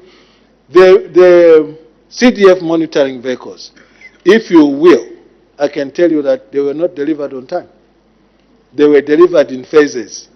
There was no noise. The police motor vehicles, they were all not delivered on time. And I'm talking about the ministry that I'm privileged to run. Probably in other ministries, all deliveries are on the nick of time. I think that my duty this afternoon was to come and assure the honorable members of Parliament that we are extremely hopeful that one day we'll have a smile on our faces in the next 4 or 5 months when all the 156 motor vehicles will be delivered. Finally, it should also be understood that this is one of the presidential directives that we had to procure these ambulances in recognizing what then sprouted in the Public Accounts Committee of the broken down ambulances in all our district hospitals of our country. All that notwithstanding, Madam Speaker, at the time when the President directed, there was resistance from some of our members here that why are they forcing us to buy ambulances? So I want to assure you, honorable members of Parliament, that yes, there's a delay, it's regrettable, but I'm sure and definitely sure that these motor vehicles will be delivered. The Honourable Member for Chienge. Thank you, Madam Speaker.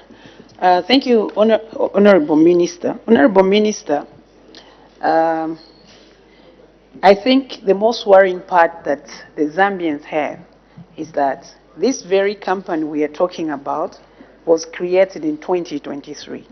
The question that we have as the people of Chienge is, was this company created for the sake of supplying the ambulances?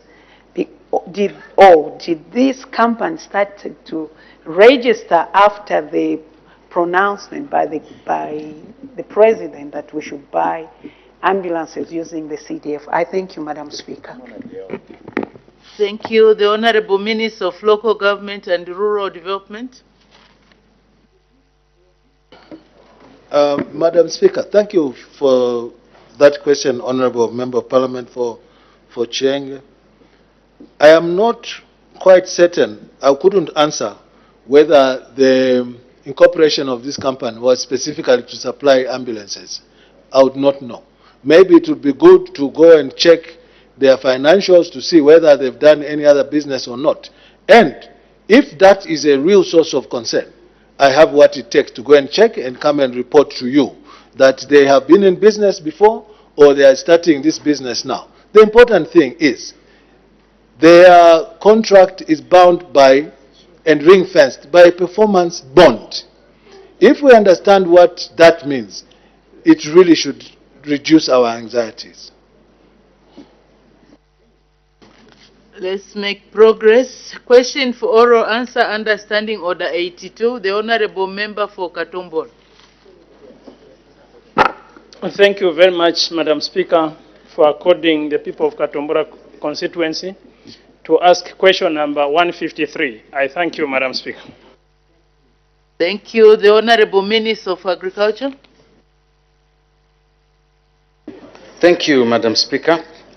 Madam Speaker, as I'm about to answer the question, allow me a few minutes, Madam Speaker, to thank her honor, to congratulate her for the autobiography that she has done, True to Me, which teaches us about resilience in times of loss, lack of faith, that we need to have that issue. You don't have to be down there if you are vulnerable. Secondly, to thank also my good friend, the Honorable Given Katuta, for having qualified with a merit in business administration. I am privileged, dear Madam Speaker, to sit with highly educated people, and they are very calm, and I want to believe we will be seeing.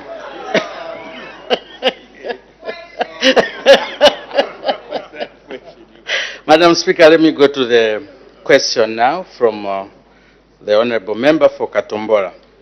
The Honourable Member for Katombora is asking why the Food Reserve Agency has not heeded the President's directive to create selling points for relief maize in the following chiefdoms in Katombora parliamentary constituency.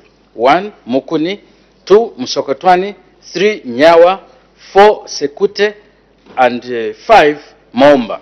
Then on B, Madam Speaker, the Honourable Member is asking when the FRA will create a selling points to assist the residents in the chiefdoms so that they do not have to travel long distances to purchase maize. Madam Speaker, as we give comfort to the Honourable Member, our response is as follows. The Food Reserve Agency is actively implementing the President's directive and is currently operating 22 satellite depots in the 3 chiefdoms under Kazungula district as follows. Madam Speaker, in Mukuni, we have Mukuni, Kavila, Kasia, Maramba, Simatobolo, Katapazi, Shengu. In Nyawa, we have Nyawa, Nguva, Janda, Katondo, Kauwe, Siambwaulwa. In Msokotwane, we have Malimba, Kabuyu, Simango, Ngwezi, Makunka, Lunungu, and Msokotwane. And in Sekute, we have Sikaunzwe and Simonga. This, Madam Speaker, as at current position, as at a time when we're doing the document, Madam Speaker, we had given out a total of 88,019 bags of maize to be sold to the locals. So as I was saying, Madam Speaker, a total of 88,019 by 50 kg bags have been distributed in the chiefdoms in compliance with the President's directive. As at the 4th of December 2024, a total of 15,023 by 50 kg bags are available in the chiefdoms. The agency, Madam Speaker, has sufficient stocks at holding depots to replenish stocks in the chiefdoms. As responded to in A above, Madam Speaker, FRA is currently operating 22 satellite depots in the 3 chiefdoms under Kazungula district. Further, government through FRA remains committed to ensuring residents in these chiefdoms have access to maize without the need for extensive travel. Madam Speaker, I thank you. Thank you. Supplementary questions? The Honorable Member for Katombora. Thank you very much, Madam Speaker. Honourable Minister, are you aware that the whole chiefdom of Momba, they do not have any depot and they are not able to buy maize? And there is a requirement for them to travel to Kazungula to go and have a signature for the DC just to procure maize. Thank you. The Honorable Minister of Agriculture. Madam Speaker, the chiefdom of Momba is being serviced from Mlowezi under Sesheke. Accessing Momba from the Mlowezi is about 15 kilometers, and the agency remains open to review this position if it is creating a lot of pressure. Madam Speaker, the whole point is that we have taken maize back to the satellite depots, and we would like our citizens to access this maize without difficulties. We eliminated the issue of having to have so many signatures required before they get the maize. And if there's any place where these signatures are still being demanded, please let me know so that we can stop that, because it is not supposed to be like that. I thank you, Madam Speaker. Thank you. I see a lot of interest. Honorable members, this is about creating selling points. So, Honorable Member Mlowezi, Honorable Member for Katombo, I see your question. You are entitled to another question. I'm also from Katombora. Thank you. The major problem, Honorable Minister, is that Katombora constituency is the second most vast constituency in the Republic of Zambia. So people have to travel about 400 kilometers to go and look for a signature of the DC. What measures are you putting in place to ensure that councillors, the chief, can just sign to allow our people to buy, even headmen, to go ahead and sign so that they buy maize? Because during the rain season, some places become impassable. What measures are you putting in place to ensure that our people buy maize easily in those selling points? I thank you. The Honorable Minister of Agriculture. Thank you, Madam Speaker. I think in responding to that question, Madam Speaker, I would like to bring out 3 points. And these are universal for the whole country. Number one, right now, Madam Speaker, we are going into the rainy season. Certain areas will become inaccessible. Please, let us know such areas across the country so that we can go and deposit sufficient maize in order not to have our people suffering from hunger. That is the first. Number two, certain vast constituencies, like we are hearing about Katombora. We said, Madam Speaker, I said it here on the floor of the House here, we are ready to go into wards in an area where there is no satellite depot. We have done that in the Western Province, In certain areas where we have had problems, we have gone into the wards. So if there are areas where we have got that problem, please let me know. Then finally, I don't know whether that is meant for me. It's from that honorable member there, Madam Speaker. So, Madam Speaker, if there is an area where the honorable member for Katombora feels that it is too far away, we will not accept anyone to move 400 kilometers, for heaven's sake, Honorable Madam Speaker. No one should move 400 kilometers to go and buy a bag of maize. We have enough maize, and we are ready to take it to the closest point of the people in a rational manner. I thank you, Madam Speaker. Thank you. Honorable members, time is not with us. I would suggest that the Honorable Member from Bawala, Mulobez and Dudumwezi engage the Honorable Minister of Agriculture to address whatever concerns. We need to make progress. Questions for oral answer under Standing Order 80. The Honorable Member for Kasama Central. Thank you, Madam Speaker. On behalf of the people of Kasama Central constituency, question number 154. Thank you. The Honorable Minister of Health. Thank you, Madam Speaker. Madam Mwamba, Kasama Central MP, would like to find out from the Minister of Health in A, whether the government has any plans to procure the following at Kasama General Hospital and other health facilities in Kasama Central Parliamentary Constituency to enhance health care services. 1. Mattresses, 2. Beddings, 3 beds, 4 wheelchairs, 5 stretchers, and 6 patient care supplies. In B, she would like to find out, if so, when the plans will be implemented. And in C, if there are no such plans, why? Madam Speaker, let me begin by stating that government procures mattresses, beddings, beds, wheelchairs, stretchers, and patient supplies on a rolling basis to cater for new and expanded facilities, as well as replacements for the existing facilities where the above listed items are worn out or inadequate. As such, government has plans to procure the listed items not only for Kasama General Hospital but also for all the facilities assessed to be needy. As an example, in November 2023, last year, government procured 478 hospital beds, of which 50 were allocated and delivered to Kasama General Hospital. In addition, Madam Speaker, government through ZAMSA has commenced the procurement of various ward equipment under the 2024 funding, which will include the above listed items, and is expected that Kasama General Hospital will be a beneficiary.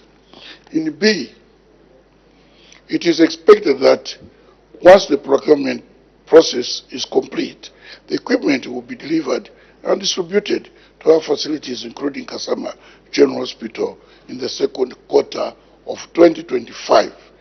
Madam Speaker, see force off as government has plans. Madam Speaker, I thank you. Supplementary questions, the Honorable Member for Kasama Central. Honorable Minister, thank you very much for your response, but I would like to find out, how does the government prioritize constituencies in the allocation of medical equipment? Kasama General Hospital being a very old hospital, most of the equipment is falling apart, is in dire need. So I am aware that you mentioned that you are going to provide for the entire nation, but in this case, I'm standing on behalf of the people of Kasama Central because the equipment that is currently in existence in the hospital itself, as well as clinics and rural health posts, is not in quite a good state. I submit, Madam Speaker. Thank you. Thank you. The Honorable Minister of Health. Madam Speaker, we are aware about the state of equipment in most of our hospitals in the country. But the envelope at the moment is a bit inadequate. But I'm aware of the situation in Kasama, and had engaged the MP that should be considered whatever supplies we're having. Right now, we have some beds in Dar es Salaam. When they arrive, you receive some. And also, the PhD, Provincial Health Director, receives constant some money. Some of these issues, if they are quite needed, he can actually apply to it. But I'm aware about your situation. That's why even you received about how many?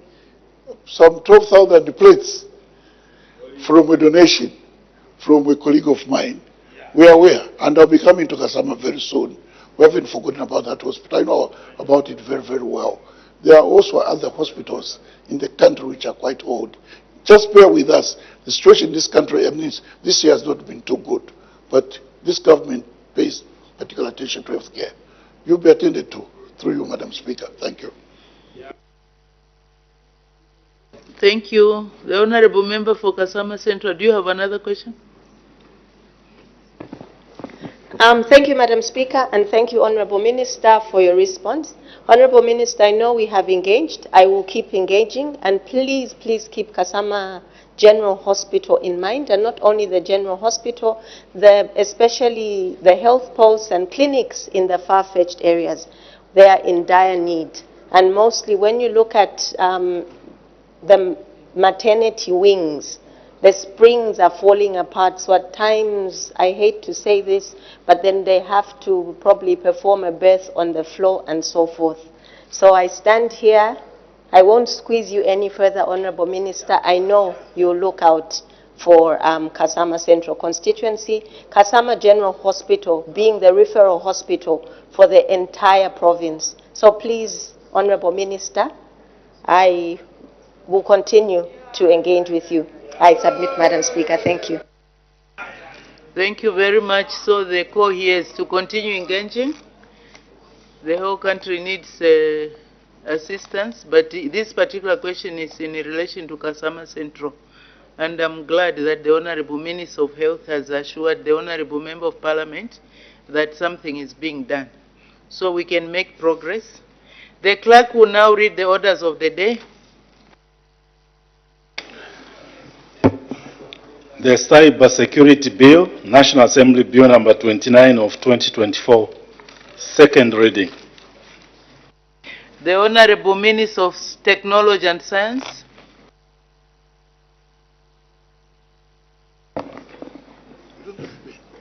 Madam Speaker, with the leave of the House, I beg to move that the bill be deferred to a later date.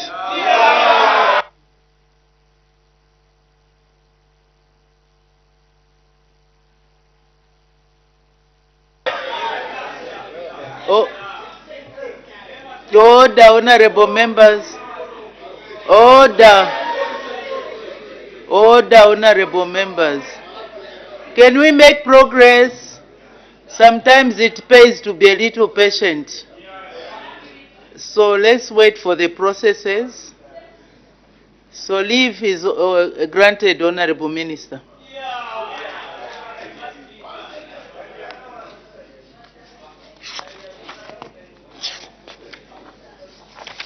We go to the next.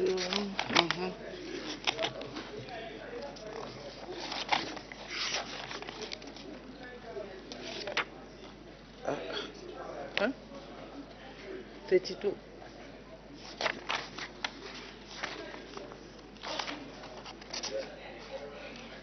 Next order. The Cyber Crimes Bill, National Assembly Bill number 30 of 2024, second reading.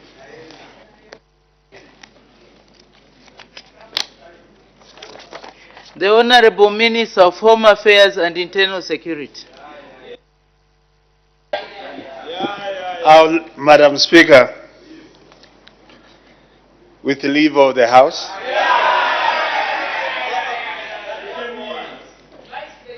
I beg to move that the bill defer to a later date.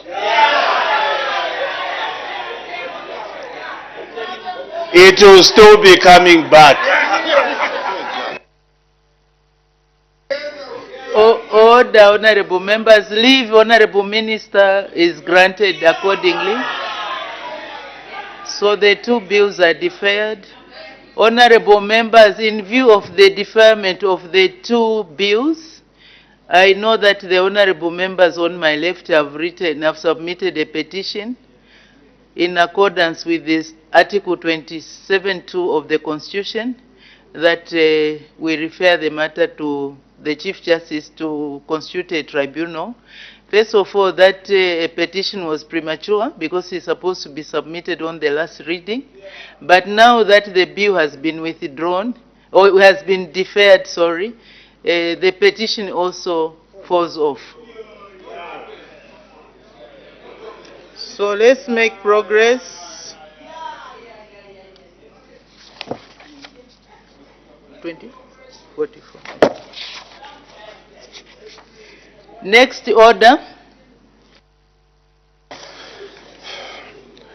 The Anti-terrorism and Non-proliferation Amendment Bill, National Assembly Bill number 31 of 2024, second reading. Before we go to the next order, which the clerk has already stated, there is an indication for a point of order. Honorable member for Momba, what's the point of order?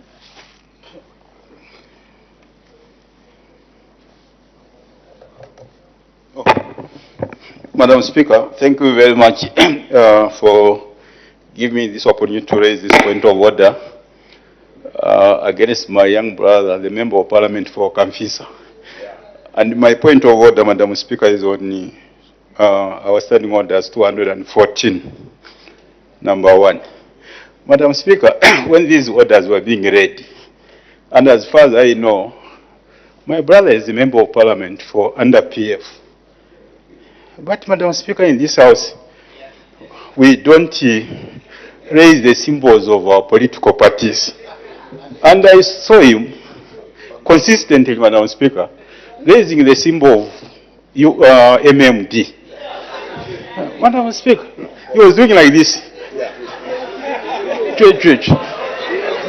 Madam Speaker, is the Member of Parliament for Kamfisa in order to stay under that seat under PF when he has defected, Madam Speaker, to MMD. Is in order, Madam Speaker? I think you are serious reading. Thank you, Madam Speaker. Thank you very much. I know that the honorable member for Kamfisa was very anxious about this matter. Yesterday, he spent a lot of time with the legal department to see how this matter can be attended to. So when the bill was deferred, I think he was overwhelmed and excited, so that he even forgot his party symbol.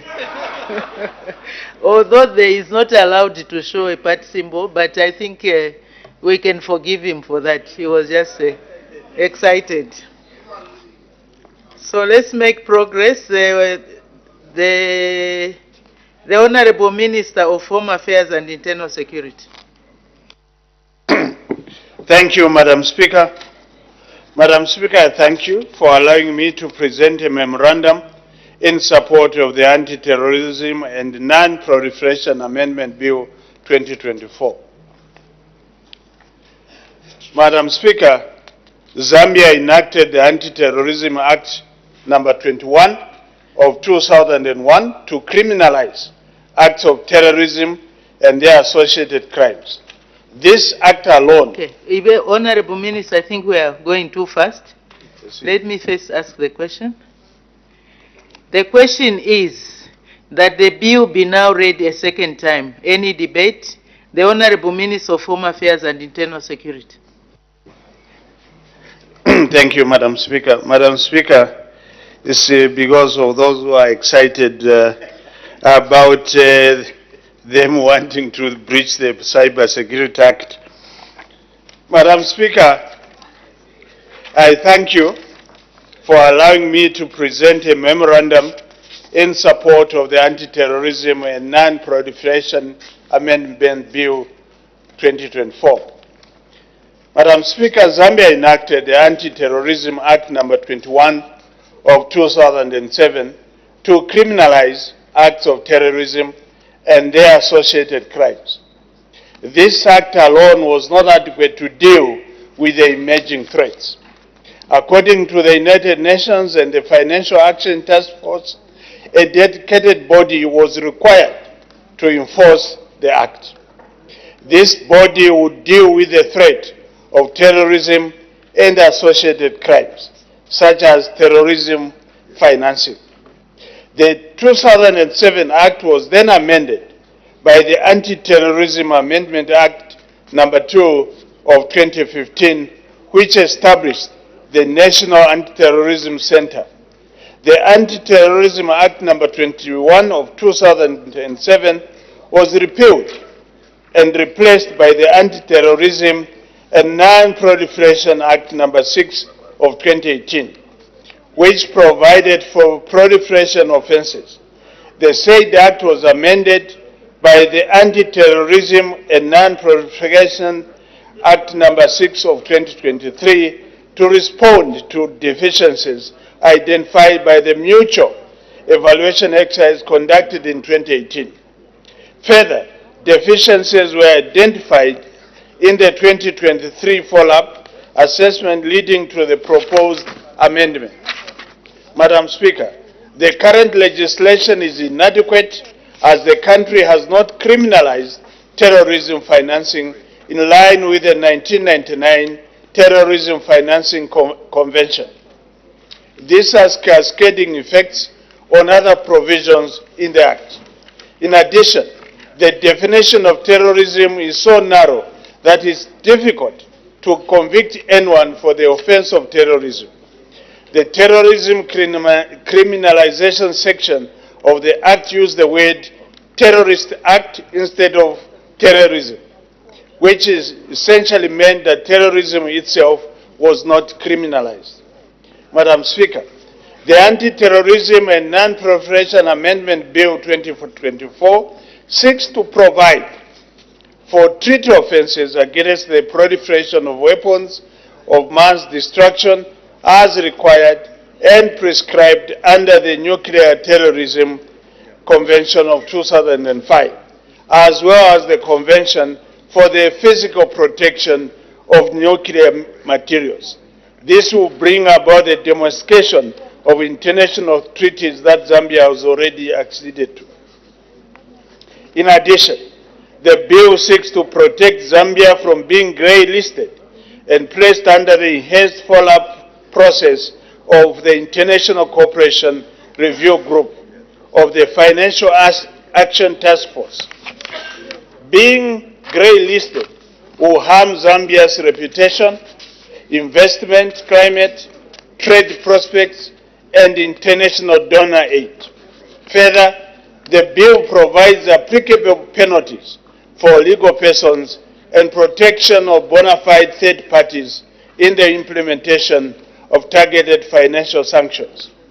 Madam Speaker, the bill has other crucial developments that include the following: strengthen Zambia's legal framework. The bill provides a robust legal foundation to address the evolving threats by clearly defining key terms and expanding the scope of offenses.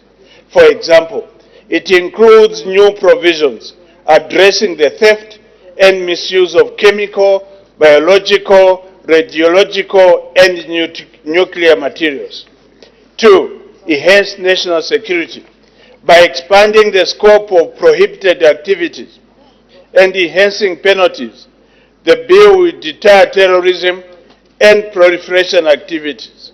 It grants law enforcement and the center the necessary tools to prevent, detect, and respond to threats effectively. 3, protection of economic integrity. The bill mitigates risks to Zambia's financial system by establishing a comprehensive measures to prevent terrorist financing and proliferation-related transactions. It protects financial institutions from being exploited for illegal purposes. 4, comprehensive oversight and accountability mechanisms. The bill introduces mechanisms for the independent review of asset freezes and national listings, ensuring transparency and accountability, while protecting fundamental rights. Madam Speaker, to ensure the smooth implementation of the resulting law, the government will, among others, undertake the following. 1. Invest in capacity building of law enforcement agencies, the judiciary, and financial institutions. 2. Raise awareness about anti-terrorism and non-proliferation provisions and objectives among the general public and key stakeholders. And 3. Strengthen stakeholder collaboration for technical assistance, intelligence sharing, and capacity building.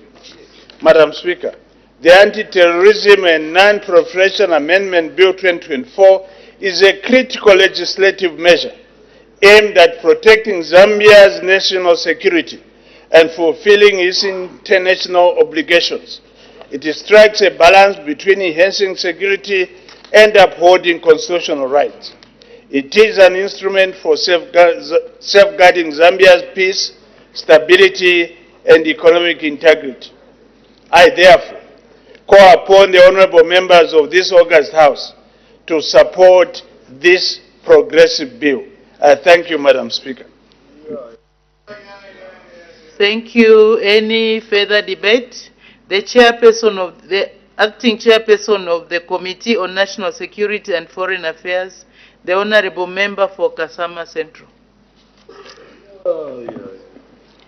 Madam Speaker, the Committee on National Security and Foreign Affairs was tasked to scrutinize the Anti-Terrorism and Non-Proliferation Bill, National Assembly Bill number 31 of 2024, referred to it by the House on 27 November 2024.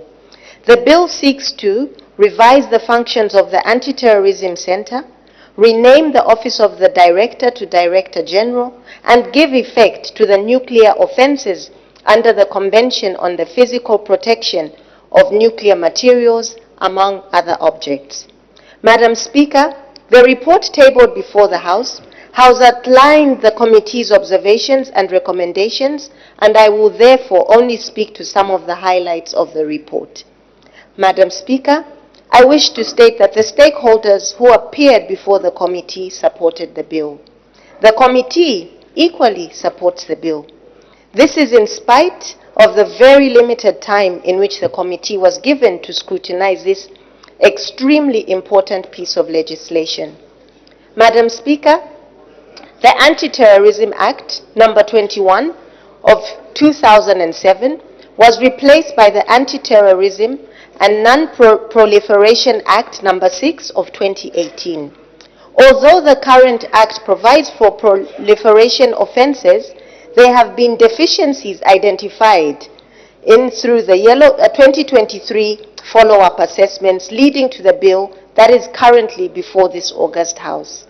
Madam Speaker, after reviewing the provisions of the bill and taking note of the submissions from various stakeholders, the committee makes some recommendations which I will highlight. To establishment of the Office of the Director General. Madam Speaker, the committee notes that the bill seeks to replace the title Director with Director General and views this as a positive step in enhancing the mandate of the Anti-Terrorism Center. While the committee appreciates this particular amendment, it recommends that the entire anti-terrorism unit be elevated to give significance to its operation. Additionally, Madam Speaker, with the extended mandate of the Anti-Terrorism Center as regards terrorism finance, as well as the introduction of treaty offenses against proliferation of weapons of mass destruction, elevating the entire unit will guarantee effective operation. Number 2, protection of economic integrity. Madam Speaker, another important addition in the bill is the protection of economic integrity. The bill seeks to mitigate the risks of Zambia's financial system faced by establishing comprehensive measures to prevent terrorist financing and proliferation-related transactions. Madam Speaker, this will urgently require capacity building as implementation will require enhanced training for law enforcement and adjudication.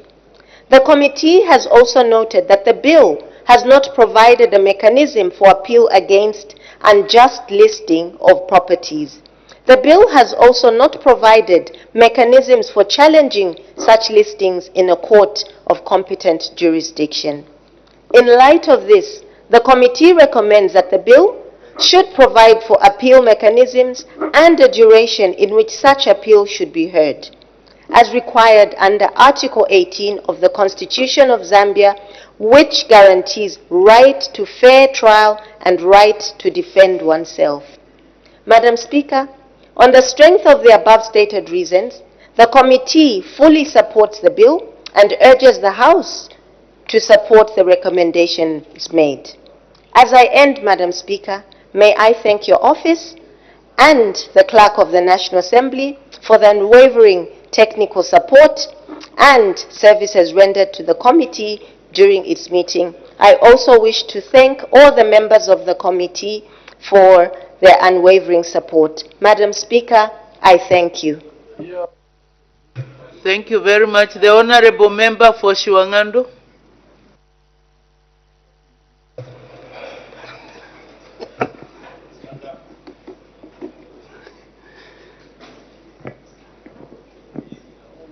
Thank you so much, Madam Speaker, for allowing me a chance to make a few comments on the bill that has come for the second reading, being the Anti-terrorism and Non-proliferation Bill. Before I make my comments, Madam Speaker, just allow me to commend the two honorable ministers, Honorable Minister responsible for technology, and indeed the Honorable Minister for Home Affairs and Internal Security, for listening to the voices of the stakeholders and decided to defer the bills to a later date, and I know the next sitting will be legislative session, and that will allow all the stakeholders to have time to have buy-in and input in the bill. And on behalf of my colleagues on this side, Madam Speaker, I want to place it on record that the petition that you received was just intended to appeal to our honorable colleagues to hear voices of the stakeholders, and we agree that your decision to put it on ice is acceptable to us.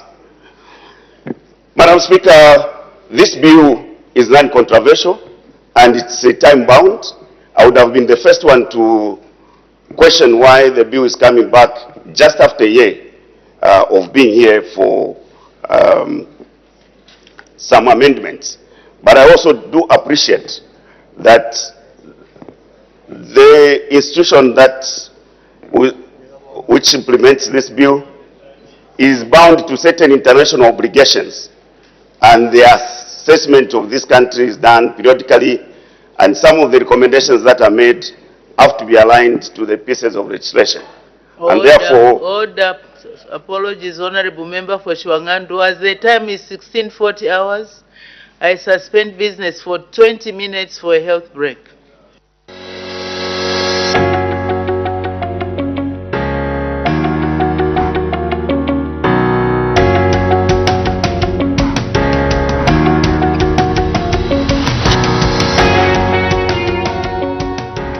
Well, thank you so much for joining us on Parliament Television and Parliament Radio. I'm very excited because Zambia will be hosting one of very critical conference that will be taking place in Livingstone, and this is the 56th SADC PF Plenary Assembly, which is being commemorated under a very couch theme, leveraging technology and innovation for smart, inclusive and responsive parliaments in the SADC region. My name is Paul Sentindovi, and I have this rare opportunity